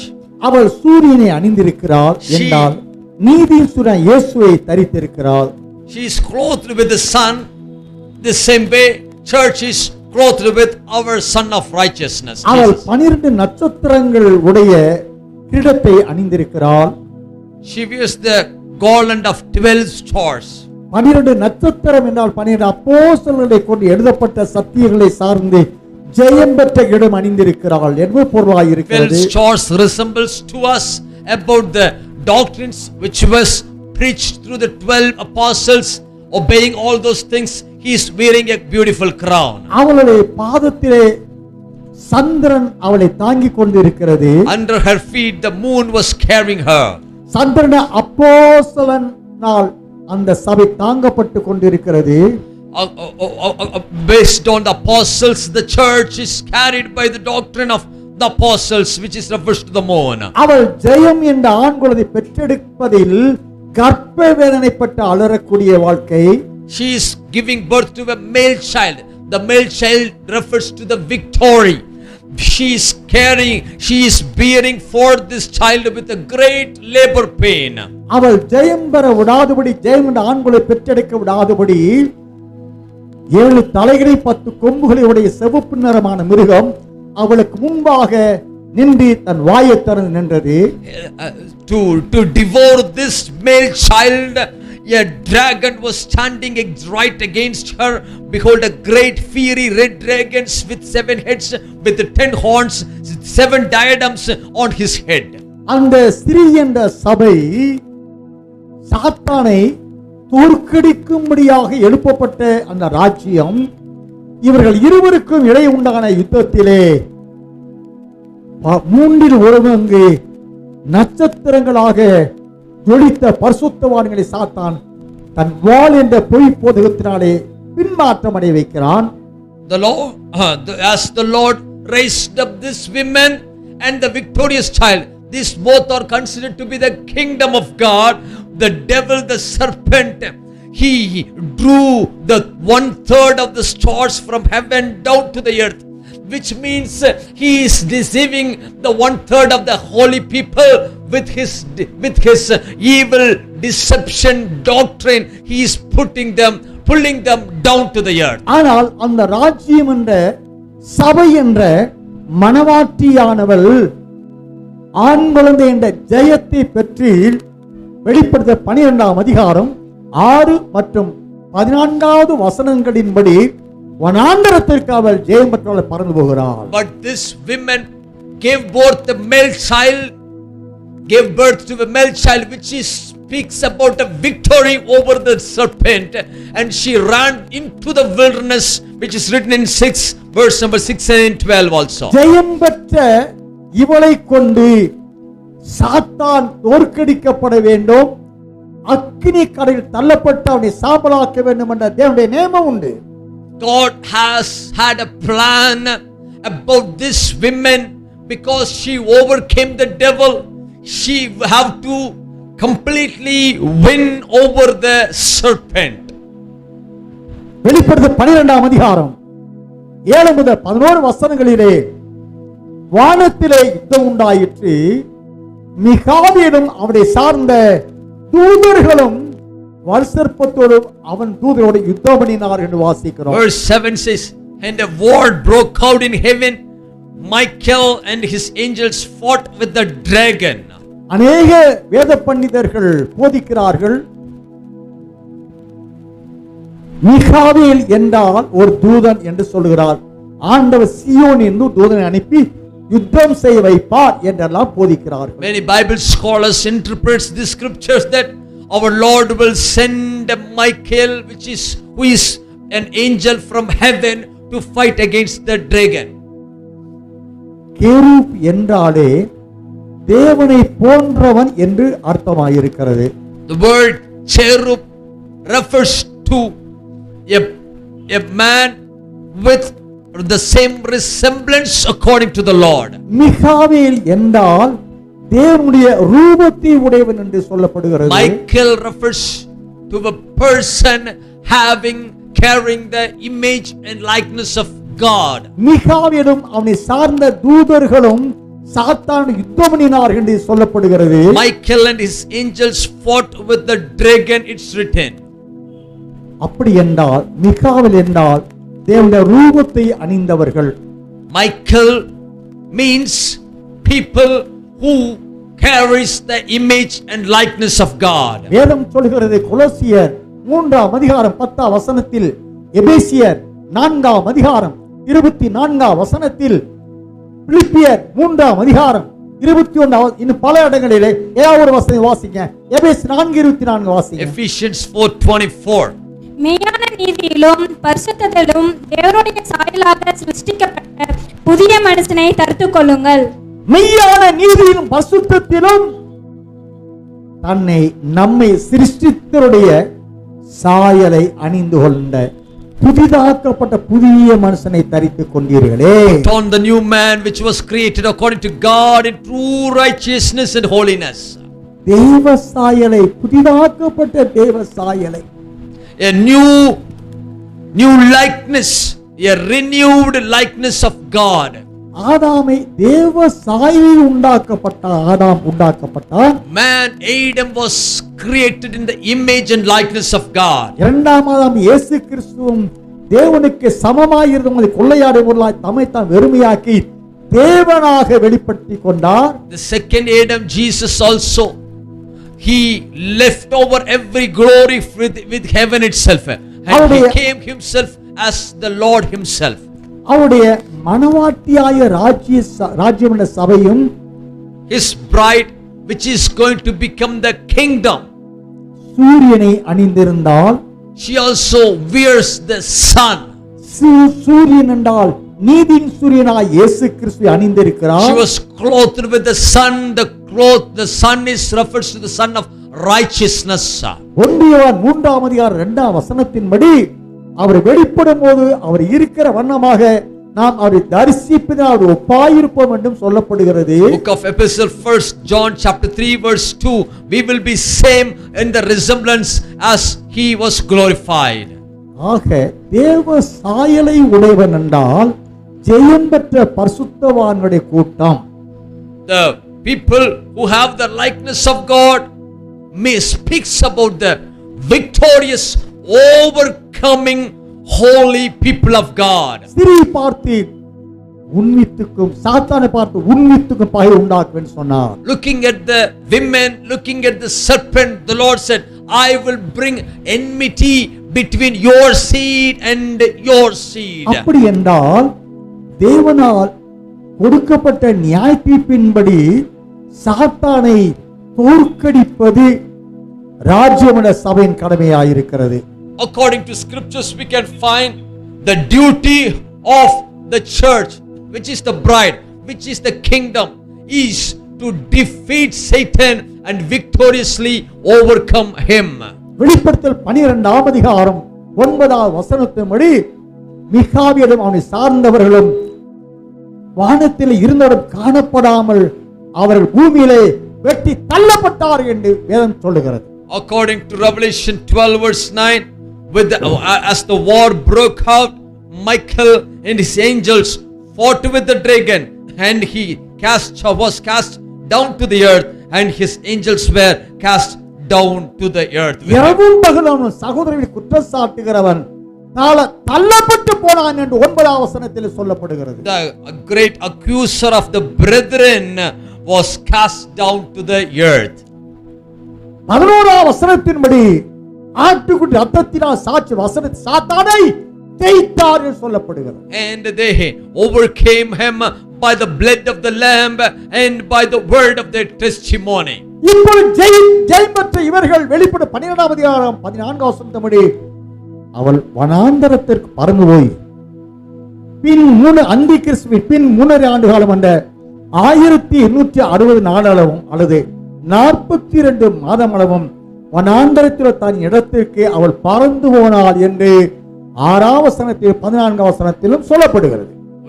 In the verse number 6 and 14, it's written that this woman flew into the wilderness and she was stayed in her place which was appointed to her for 42 months. The 3.5 years he was stayed in her place. வெளிப்படுத்தல் 12ஆம் அதிகாரத்தில் நாம் தியானம் செய்த 7 முதல் 11 வசனங்களுக்கு உட்பட்ட சம்பவம் அந்தி கிறிஸ்துவின் முதல் 3 ஆண்டு காலத்தின் இறுதியிலே நடக்கிற சம்பவமாக இருக்கிறது. The scriptures which we meditated in the book of Revelation chapter 12 7 to 14, these all happenings have to take place in the end time of the period rule of Antichrist. இப்போ இவள் ஜெயம் பெற்று வனாந்தரத்தில் ஆசாளுக்கு பறந்து சென்று விட்டாள். Now this woman got the victory and ran to the valley of Asal. பின்முன்னின ஆண்டுகளமான மகாத்துரு காலத்திலே சிறைகளுடைய லக்கத்தினுடைய உள்ள சொத்து 44,000 பேர் மீட்கப்படும் காலமாயிருக்கிறது. The second 3.5 years of the Antichrist, that was the period of the redemption of the Jewish people, which were called the 1,44,000. அவருடைய மீட்பு நிறைவு பெறுகிற அந்தி கிறிஸ்துவின் 7 வருட இறுதியின் வேளையிலே தேவன் ஒரு மகாயாக யுத்தத்தை ஏற்படுத்துகிறார். At the time of the later end of the 7 years of the period of Antichrist, the Lord will prepare a mighty battle at the end of the period of Antichrist. வெளிப்படுத்தின விசேஷம் 19ஆம் அதிகாரம் 19 முதல் 21 வசனம் முடிய வாசிக்கலாம். Revelation chapter 19 to 21. பின்பு மிருகமும் பூமியின் ராஜாக்களும் அவர்களுடைய சேனைகளும் குதிரையின் மேல் ஏறியிருக்கிறவரோடும் அவருடைய சேனையோடும் யுத்தம் பண்ணும்படிக்கு கூடிவர கண்டேன். அப்பொழுது மிருகம் பிடிக்கப்பட்டது. மிருகத்தின் முன்பாக செய்த அற்புதங்களால் அதன் முத்திரையை தரித்தவர்களையும் அதன் சொரூபத்தை வணங்கினவர்களையும் மோசம் போக்கின கள்ள தீர்க்கதரிசியும் கூட பிடிக்கப்பட்டான். இருவரும் கந்தகம் எரிகிற அக்கினி கடலிலே உயிரோடே தள்ளப்பட்டார்கள். மற்றவர்கள் குதிரையின் மேல் ஏறுவனுடைய வாயிலிருந்து புறப்படுகிற பட்டயத்தால் கொல்லப்பட்டார்கள். அவர்களுடைய மாம்சத்தினால் பறவைகள் யாவும் திருப்தி அடைந்தன. அருமையான கர்த்தருடைய பிள்ளைகளே, dear people of God, 19 முதல் 21 வசனங்களிலே these 3 verses, மிருகமும் கள்ள தீர்க்கதரிசியும் அவர்களுடைய சேனைகளும் பூமியிலே அவர்களுக்கு ராஜா அடிமைகளாய் வாழ்ந்த அவனுடைய 4 லட்ச முத்திரை தரித்துக் கொண்ட ராஜாக்களும் ஒரு கூட்டமாக, இன்னொரு கூட்டம் அருமை ராஜா வெள்ளை குதிரை மேல் ஏறி அவருக்கு பின் செல்கிற வெளிப்படுத்தல் 19ஆம் அதிகாரம் 14ஆம் வசனம் வாசிக்கலாம். Here we can find one group of people who are called the beast and the false prophet and all the people who follow him, wearing his name in their foreheads, all the kings and princes. These all people gathered in one place as an army, and the Lord is preparing another army which we are going to read. பர்வதத்திலே சேனைகள் வெண்மை சுத்தமான மெல்லிவஸ்திரம் தரித்தவர்களாய் வெள்ளை குதிரையின் மேல் ஏறி அவருக்கு பின் சென்றார்கள். ஆசால் இருக்கிற சாத்தானை ஜெயித்த மணவாட்டி சபையாய் ராஜ்யம் அவருக்கு பின் செல்கிறது. இந்த யாகம் என்ற யுத்தத்திலே அல்லது இறுதியான 7 வருட கடைசி நடக்கிற யுத்தத்திலே சாத்தானை சிறைபிடித்து அக்கினி கடல் மிருக கழுதிரிசி தள்ள மனுஷர்பத்தை பாதாளத்தில் தள்ளி அடைக்க இயேசுவோடு சேர்ந்து யுத்தம் செய்ய மனவாட்டின் ராஜ்யம் செல்கிறது என்று வாசிக்க முடிகிறது. And another opposing army is written in verse number 11 of chapter 19. And now I saw heaven open, and behold a white horse, and he who sat on him was called faithful and true, and in righteousness He judges and makes war. And all the people who follow this wonderful, faithful and true God are called the another army. These people will rise up as a mighty army, and they will fight against this Antichrist, the beast, the false prophet and the dragon, and they will victoriously overcome. This war will take place at the end of the 7th year of Antichrist. மோசம் போக்கின கள்ளத்தீர்க்கதரிசியும் கூட பிடிக்கப்பட்டால் மிருகம் கள்ளத்தீர்க்கதரிசியாகிய இவர்கள் இருவரும் கந்தகிரி அக்கினிகளிலே உயிரோடு தள்ளப்பட்டார்கள் வேதம் சொல்லுகிறது. The beast was captured, and with the false prophet who worked all the evil signs in his presence. அருமையான தேவனுடைய பரிசுத்தவான்கள், அப்படி என்றால் மிருகம் கள்ளத்தீர்க்கதரிசியை உயிரோடு பிடித்து அந்திகிறிஸ்துவின் ஏழோட இறுதியிலே அவனை அக்கினி கடலில் தள்ளுகிற கூட்டமே இந்த ராஜ்யம், பாதாளத்தை ஜெயிக்கிற கல்லாகிய ராஜ்யமே இந்த மணவாட்டி என்ற ராஜ்யம் என்று சொல்லப்படுகிறது. Who is this kingdom? Who is called to be this bride which God is rising up? This bride is going to be a mighty force to capture this beast and false prophets alive, and to put them, cast down into the lake of fire, putting them into judgment. Such a mission is given to this church which is called the kingdom of God. பின்பு வெளிப்படுத்தி 20ஆம் அதிகாரம் 10ஆம் வசனத்தின்படி சாத்தான் என்னும் பழைய பாம்பு என்று சொல்லப்பட்ட பிசாசானவன் இரண்டாம் அக்கினி கடலிலே தள்ளப்பட்டான் என்று வெளிப்படுத்தல் 20ஆம் அதிகாரம் 10ஆம் வசனத்திலே வாசிக்கிறோம். Revelation 20 verse 10 speaks about the judgment. மேலும் அவர்களை மோசம் போக்கின பிசாசானவன் மிருகமும் கள்ளத்தீர்க்கதரிசியும் இருக்கிற இடமாகிய அக்கினியும் கந்தகமுமான கடலிலே தள்ளப்பட்டான். அவர்கள் இரவும் பகலும் சதா காலங்களிலும் பாதிக்கப்படுவார்கள். அருமையான தேவனுடைய பிள்ளைகளே, பரிசுத்தவான்களே, நீதிமான்களே, ஆவிக்குரிய மண்டலம் எங்கும் இருக்கிற வேத பண்டிதர்களே, சாத்தானானவன் அக்கினி கடலில் தள்ளப்பட்டு சாம்பல் ஆக்குவதற்காகவே தேவனாய கர்த்தர் இந்த கல்லின் மேல் என் சபையை கட்டுவேன், பாதாளம் அந்த சபையை மேற்கொள்ளாது, சபை பாதாளத்திலே சாத்தானை ஜெயிக்கும்படி நியமித்து சபை கட்டப்பட்டது. They are all saints of God, all over the spiritual realm, all over the world.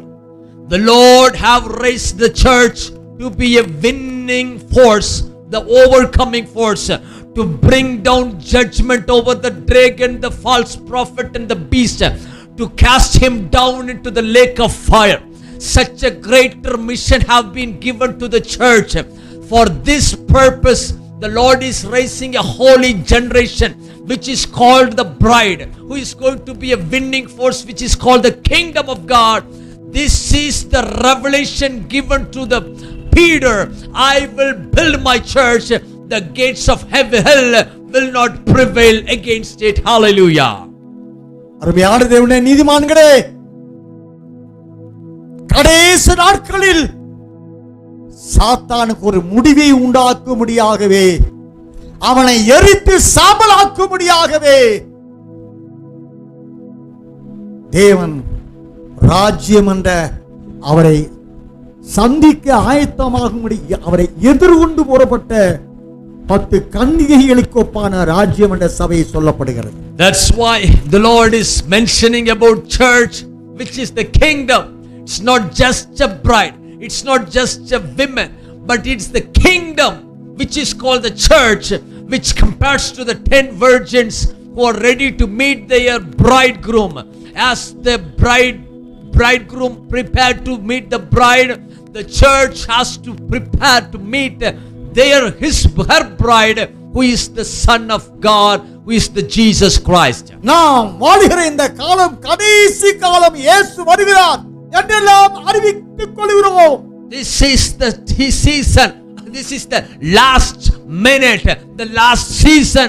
Our Lord Jesus is going to come back soon. Jesus is coming back. கடைசி காலம் என்று அறிவிக்கப்படுகிற நாம் கடைசி நாட்களில் சம்பவிக்கும்படியாக தேவனால் ஏற்படுத்தப்பட்ட நியமங்களை சார்ந்த தேவ திட்டங்களை அறிவிக்கலாம் அறிவில்லாதவர்களாய் இருக்கிறோமே.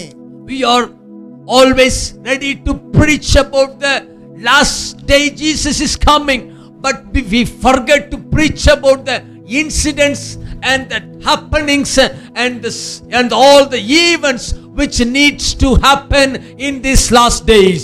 தானியேல் 2:45 வசனத்தின்படி According to Daniel chapter 2 verse 45, Nebuchadnezzar கண்ட அந்த சொப்பனம், the dream which Nebuchadnezzar have dreamt, இனிமேல் சம்பவிக்க வேண்டியதாவது என்று சொல்லப்படுகிறது. all the events which is going to take place from now on. கடைசி நாட்களில் அந்த கல் உருண்வரவும் சாத்தானின் நொறுக்கவும் தானோ என்றைக்கு நிலைத்து நிற்கக்கூடிய அந்த ராஜ்யவின் மனவாட்டி சபை எழும்புவது எழுப்பப்பட வேண்டிய அவசியமாவது இனி சம்பவிக்க வேண்டிய காரியமாயிருக்கிறது. The events which is going to take place hereafter, a stone will roll over. That stone will bring damage to that image. That rolling overing stone is called the later church, which is the church of God, which is the kingdom, which is the bride. வெளிப்படுத்தல் 1 அதிகாரம் 19 வசனத்தில் திவ்யவாசனாய் யோவானை அழைத்து ஆண்டவர் சொல்கிறார், நீ காண்கிறவைகளையும் உனக்கு முன்பாக இருப்பவைகளையும் இனி சம்பவிப்பவைகளையும் எழுது என்று சொல்கிறார். Revelation 1:19 he says, write the things which you have seen and the things which you have which are and the things which will take place after this. இனி சம்பவிப்பவைகள் என்பது தானியேல் 2:44 வசனமும் வெளிப்படுத்தும் விசேஷத்தில் இனி சம்பவிப்பவைகளுக்கு முன்பாக நீ காண்கிறவைகள் என்று சொல்கிறார். வெளிப்படுத்தும் 1:13 முதல் 16 வசனங்களில் ஜெயமற்ற இயேசுவானவர் சிங்காசனத்தில் பிதாவாக அமர்ந்திருப்பதை காண்கிறார். Revelation 1:19 speaks about the Daniel 2 verse number 44 incidents that are called the things which have take place already and which is going to be seen and which will take place hereafter. உனக்கு முன்பாக இருப்பவைகளை எழுது என்று சொல்கிறார். Write down the things which have taken place in front of you. அவருக்கு முன்பாக இருப்பவைகள் 7 குத்துவிளக்குகள், அருமை நட்சத்திர வலதுகரத்தில் இருக்கிற 7 நட்சத்திரங்கள், 7 குத்துவிளக்குகள், 7 சபைகள், கிருபையின் கால சபையை பற்றி இங்கு சொல்லப்படுகிறது. There it is written about the 7 stars and the 7 golden lampstands, which speaks about the 7 churches, the churches which the Lord will raise up in the period of grace.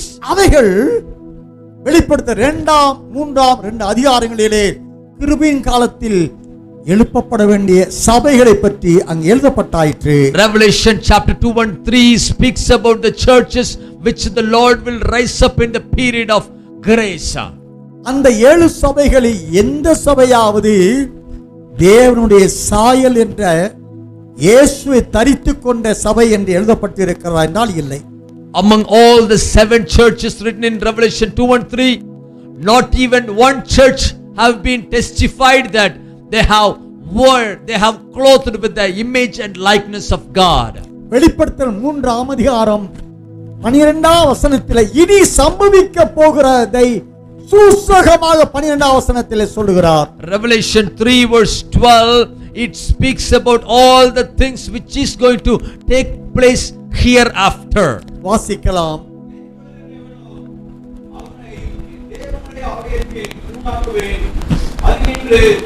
அவன் ஒரு காலம் நீங்குவதில்லை. என் தேவனுடைய நாமத்தையும் என் தேவனாலே பரலோகத்தில் இருக்கிற புதிய எருசலேமாகிய என் தேவனுடைய நகரத்தின் நாமத்தையும் என் புதிய நாமத்தையும் அவன் மேல் எழுதுவேன்.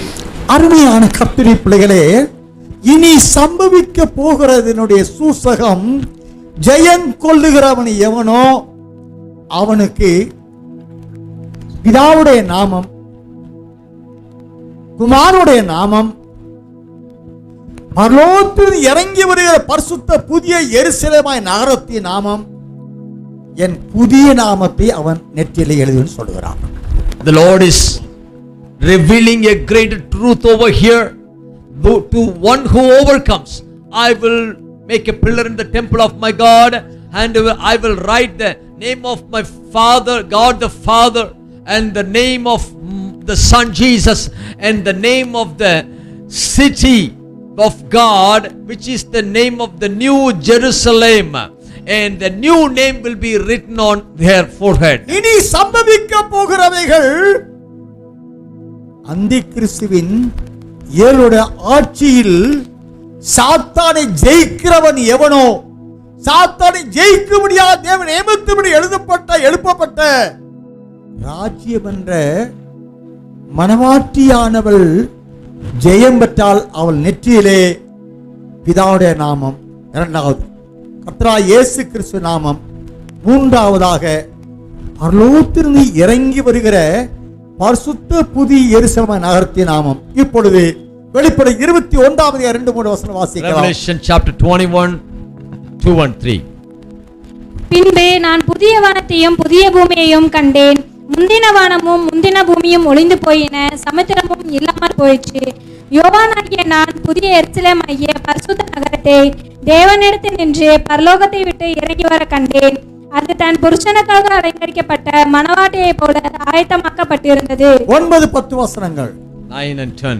பின்பு கடைசியான 7 வாதைகளால் நிறைந்த 7 கலசங்களை உடைய அந்த 7 தூதரில் ஒருவன் என்னிடத்தில் வந்து, நீ இங்கே வா, ஆட்டுக்குட்டியானவருடைய மனைவியாகிய மணவாட்டியை உனக்கு காண்பிக்கிறேன் என்று சொல்லி பெரிதும் உயரமான ஒரு பர்வதத்தின் மேல் என்னை ஆவியில் கொண்டு போய் தேவனுடைய மகிமையை அடைந்த எருசலேம் ஆகிய பரிசுத்த நகரம் பரலோகத்தை விட்டு தேவனிடத்திலிருந்து இறங்கி வருகிறதை எனக்கு காண்பித்தான். இந்த அனுபவம் பரலோகத்திலிருந்து சீயோன் பிதாவிடத்திலிருந்து புறப்பட்டு பரலோகத்தை விட்டு மனுஷர் மத்தியிலே அது இறங்கி வந்து, இதோ தேவனுடைய வாசஸ்தலம் மனுஷர் மத்தியிலே இருக்கிறது என்ற வெளிப்படுத்தல் 21 வசனத்தின்படி அவள் கண்ணீரின் பள்ளத்தாக்கான வாழ்க்கையிலே, சாத்தானை எதிர்கொண்டு அவனை வீழ்த்துகிற வாழ்க்கையிலே அவள் கண்ணீர் விட்டு கதறுகிறாள். ஆண்டவர் சொல்கிறார், வெளிப்படை 21 Revelation chapter 21 verse 3 speaks about the pathway which the bride have gone through. Her pathway was full of tears and sufferings. She went through all the pathway to overcome the devil, to overcome his powers, so that she can become the bride of the bridegroom that came down from the city of Zion into the dwelling of people here on the earth, that's called the New Jerusalem. அவள் சாத்தானை தோற்கடித்து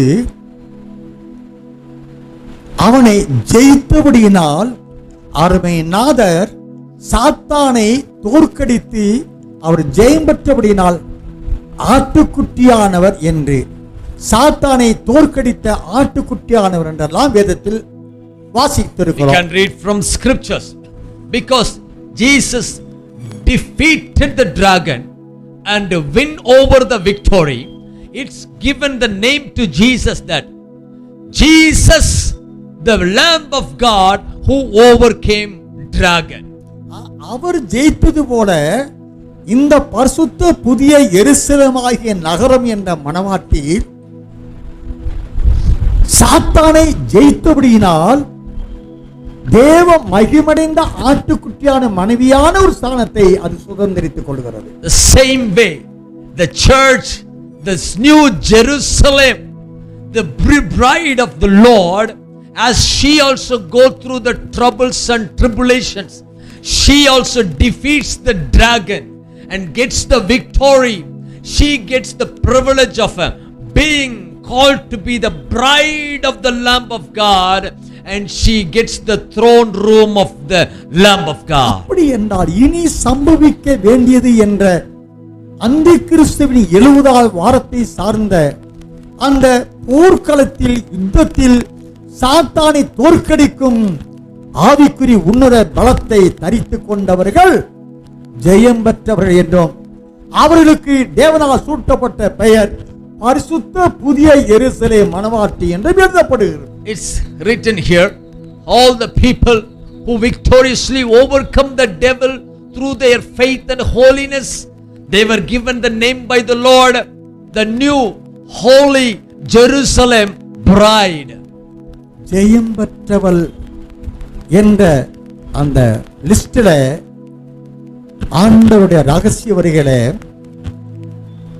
தன்னுடைய பிதாவுடைய நாமம், இயேசுவின் நாமம், அங்கிருந்து அனுப்பப்பட்ட பரிசுத்தவானுடைய ஐக்கியம் ராஜ்யம் என்ற மனவாட்டி என்ற பரிசுத்த புதிய எருசலேம் நகரம் என்ற நாமம், என்னுடைய புதிய நாமம் என்றால் ஆட்டுக்குட்டியார் மனைவியாய மனவாட்டி என்ற 4 நாமத்தை தரித்தவர்களையே தமக்காக காத்து கொண்டிருக்கிற சேர்த்துக் கொள்ளும்படி மணவாளன் 2வது விசை பாவம் இல்லாமல் வரப்போகிறார். Jesus our Lord is going to come back to take us as the holy people who have overcome the devil, live a faithful holy life.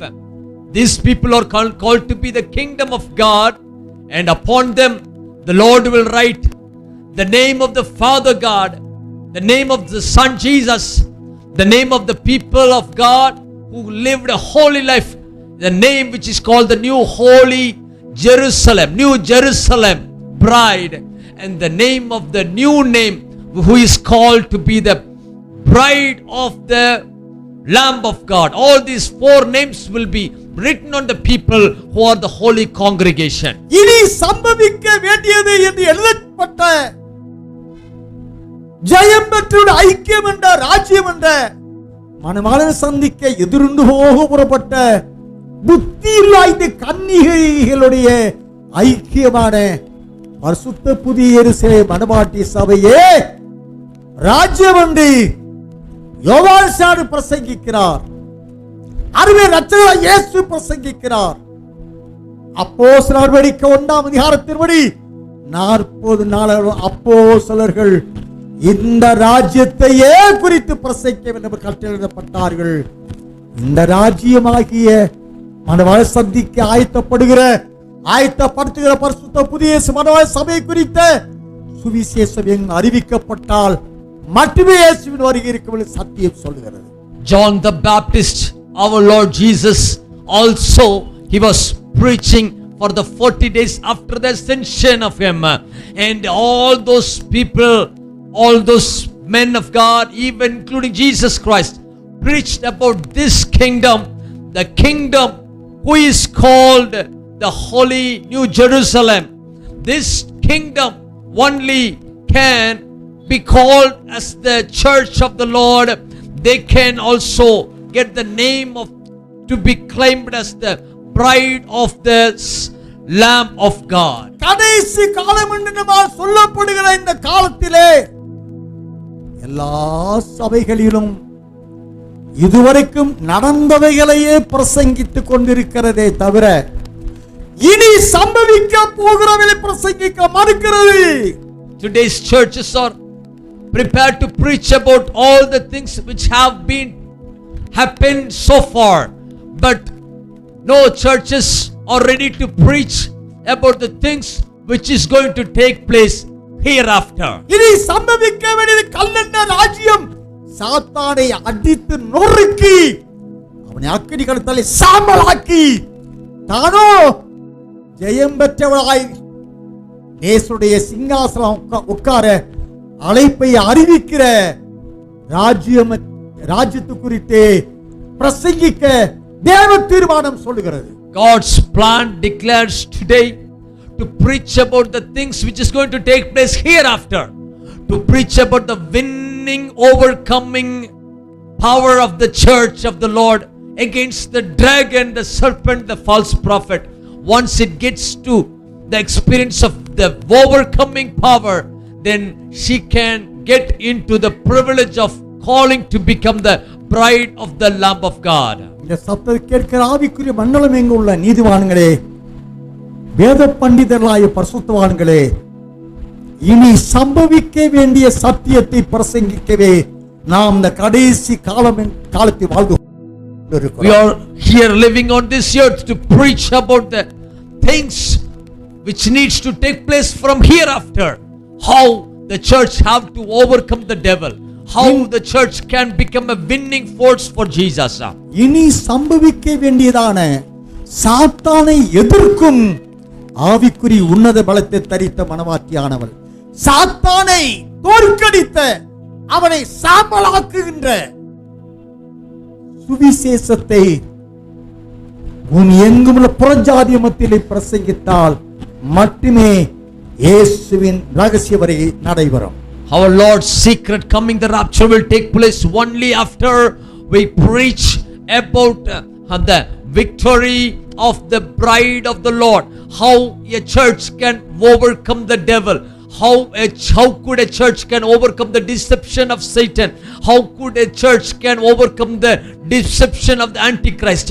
Today's churches have to preach about these last days events, the last days truths. Once this gospel of the kingdom could be able to preach to every creature, the Son Jesus will come back soon. இனி சம்பவிக்க வேண்டிய சத்தியங்களை, தேவ திட்டங்களை நிறைவேற்றுகிறவர்களே ஜெயம் பெற்றவர்கள மனவாட்டியாக சேர்த்துக்கொள்ள மனவாளனாக இயேசு வரப்போகிறார். Jesus, our bridegroom, is going to come back to take us the bride. Only the bride has the qualification, who has the qualification of preaching about the last day events, who defeat Satan, who overcome the temptation of devil. This church, these preachers, this kingdom can be caught up into heaven as the bride of the Lamb of God.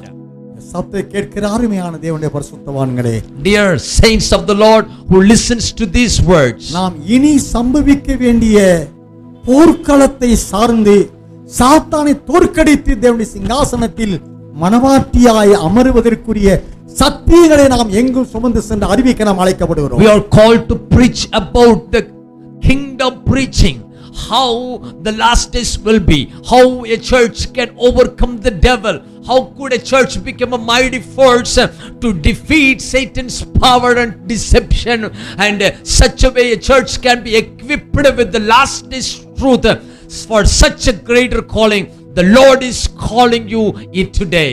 இந்த ராஜ்யத்தை குறித்த சுவிசேஷம் பூமி எங்கும் உள்ள சகல ஜாதிகள் பிரசங்கிக்கப்பட வேண்டும். அப்பொழுதே மணவாளன் இயேசு வருவார். இல்லாவிட்டால் வாரும் மணவாளன் கூவி அழைத்தால் அவர் தாமதம் செய்வார். அவர் சித்தத்தை நிறைவேற்றி முடிக்க காத்திருக்கிறார். We are called to preach about this last days truth to this last days generation. Until we preach to every creation, Jesus will never come back. We need to fulfill this gospel of the kingdom to be preached to every creature. Then our Lord will come back in the mid-year and we will be take up with him. மணவாளனை சந்திக்க ஆயத்தப்படுகிற ராஜ்யத்தின் சுவிசேஷத்தை அறிவிக்க தேவன் நம்மை அழைக்கிறார். அர்ப்பணிப்போம், அறிவிப்போம், மணவாளனை சந்திக்க ஆயத்தப்படுவோம், ஆயத்தப்படுத்துவோம். தேவன் தாமே தமது வார்த்தையால் ஆசீர்வதிப்பாராம். ஹalleluya. Let us preach this last days truth to the every creature. Let us prepare for his coming. Let us preach the word. Get prepared. Let's make prepare the way for him. Jesus is coming back. May the Lord bless you all today. Amen. ஆமென். கர்த்தருடைய பரிசுத்தமுள்ள நாமத்தை மகிமையாக இது குறித்த சத்தியங்களை சார்ந்து இந்த சத்தியத்துக்கு மாறான தேவத்திட்டம் உண்டு என்று வசன ஆதாரத்தோடு ஒருவேளை உங்களில் இருப்பிருந்தால், அல்லது ஆவிக்குரிய மண்டபம் எங்கும் உள்ளவர்களுடைய வேத பண்டிதர்கள் இருப்பிருந்தால் வாருங்கள். நம்முடைய அழைப்பே சாத்தானை தோற்கடித்து அவனை அக்கினி கடு தள்ளி சாம்பலாக்கும்படியான மனவாட்டிக்குரிய அழைப்பு. இந்த இன்று நாம் தியானம் செய்த இதற்கு மாறான கருத்துக்கள் இருக்கலாம், அது உங்களுடைய சுதந்திரமே. ஆனால் கர்த்தரோ நான் சொல்லிய இந்த வசனத்தின்படி செய்கிறவனே பரலோராஜ்யத்தில் பிரவேசிப்பான். கண்மலை மேல் தன்னை வீட்டை கட்டினவனே புத்தியுள்ளவன். இந்த தீர்க்க தரிசன வசனங்களை கை கொள்ளுகிறவனே வாக்கியவான். ஜீவ விருட்சத்தை மேல் அதிகாரம் உள்ளவர்கள் ஆதரவு நகர வாசலுக்குள் பிரவேசிப்பதற்கு என் கட்டளை கற்பனைகளை கை கொள்ளும் பாக்கியவான் என்று வேதம் சொல்லுகிறபடியினால் நாம் தியானம் செய்த இந்த சத்தியத்திற்கு மாறாக ஒருவேளை உங்களில் வசன ஆதாரத்தோடு இருக்கும் வாருங்கள் நாம் பேசுவோம். If you have any disagreements with this doctrine, you can come along with your biblical references.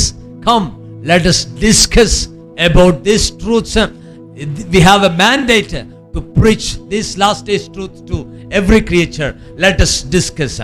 என்னால் ஆவிக்குரிய மண்டலத்திலே நாம் ஊழியம் செய்து ஜனங்களை நேச வரிக்கு ஆயத்தப்படுத்தும் ஊழியத்திற்கு நாம் அழைக்கப்பட்டு அர்ப்பணித்து வந்திருக்கிறோம். As we are called to prepare God's people for His coming, we have dedicated our lives to preach and minister to God's people. நாம் இனி சம்பவிக்க வேண்டிய சத்தியத்தை அறிவிக்காமல் அதிசயங்கள் அற்புதங்கள் தீர்க்கதரிசனம் உரைத்தோம். எங்களை சேர்த்துக் கொள்ளும் என்றால் அக்கிரம செய்காரர் என்னை அகன்று போகல் என்று அக்கினி கடலுக்கு போகிறார். Leaving this truth, only we say, Lord, in your name we work miracles, wonders, we prophesy prophecies, and if we claim to become His children, then the Lord will say, you wicked people, get lost from me. Only people who fulfill my will and wish, they can be partake in my kingdom. ஆகினால் சத்தியத்தை எங்கும் சுமந்து செல்லும் அருமைய இரட்சகருடைய ராஜ்யமான மனாட்டி சபையாய் நாம் எங்கும் இந்த ராஜ்யத்தை சுவிசேஷத்தை அறிவித்து மணவாளனுடைய வாரிக்கை வாருமனாலா ஆவியான சேர்ந்து ஆவிய மணவாட்டி வாயன்க வாருமனாலா ஈரியங்களை குறித்த கொடுத்த வேலை செய்து சாத்தான் தோற்கடித்தோம். மனவாட்டியாய்களை சேர்த்துக்கொள்ள வாரும் ஆண்டவரே என்று கூவி அழைப்போம். தேவன் தாமே நம்மை ஆசீர்வதிப்பாராக. ஆமென். Amen. Amen. May the Lord bless us as you hear the word. Let us preach God's word to every creature. We shall be committed to God's word. May the Lord bless you all. Amen. ஆமென். சோதரம். Praise the Lord, Pastor. Praise the Lord.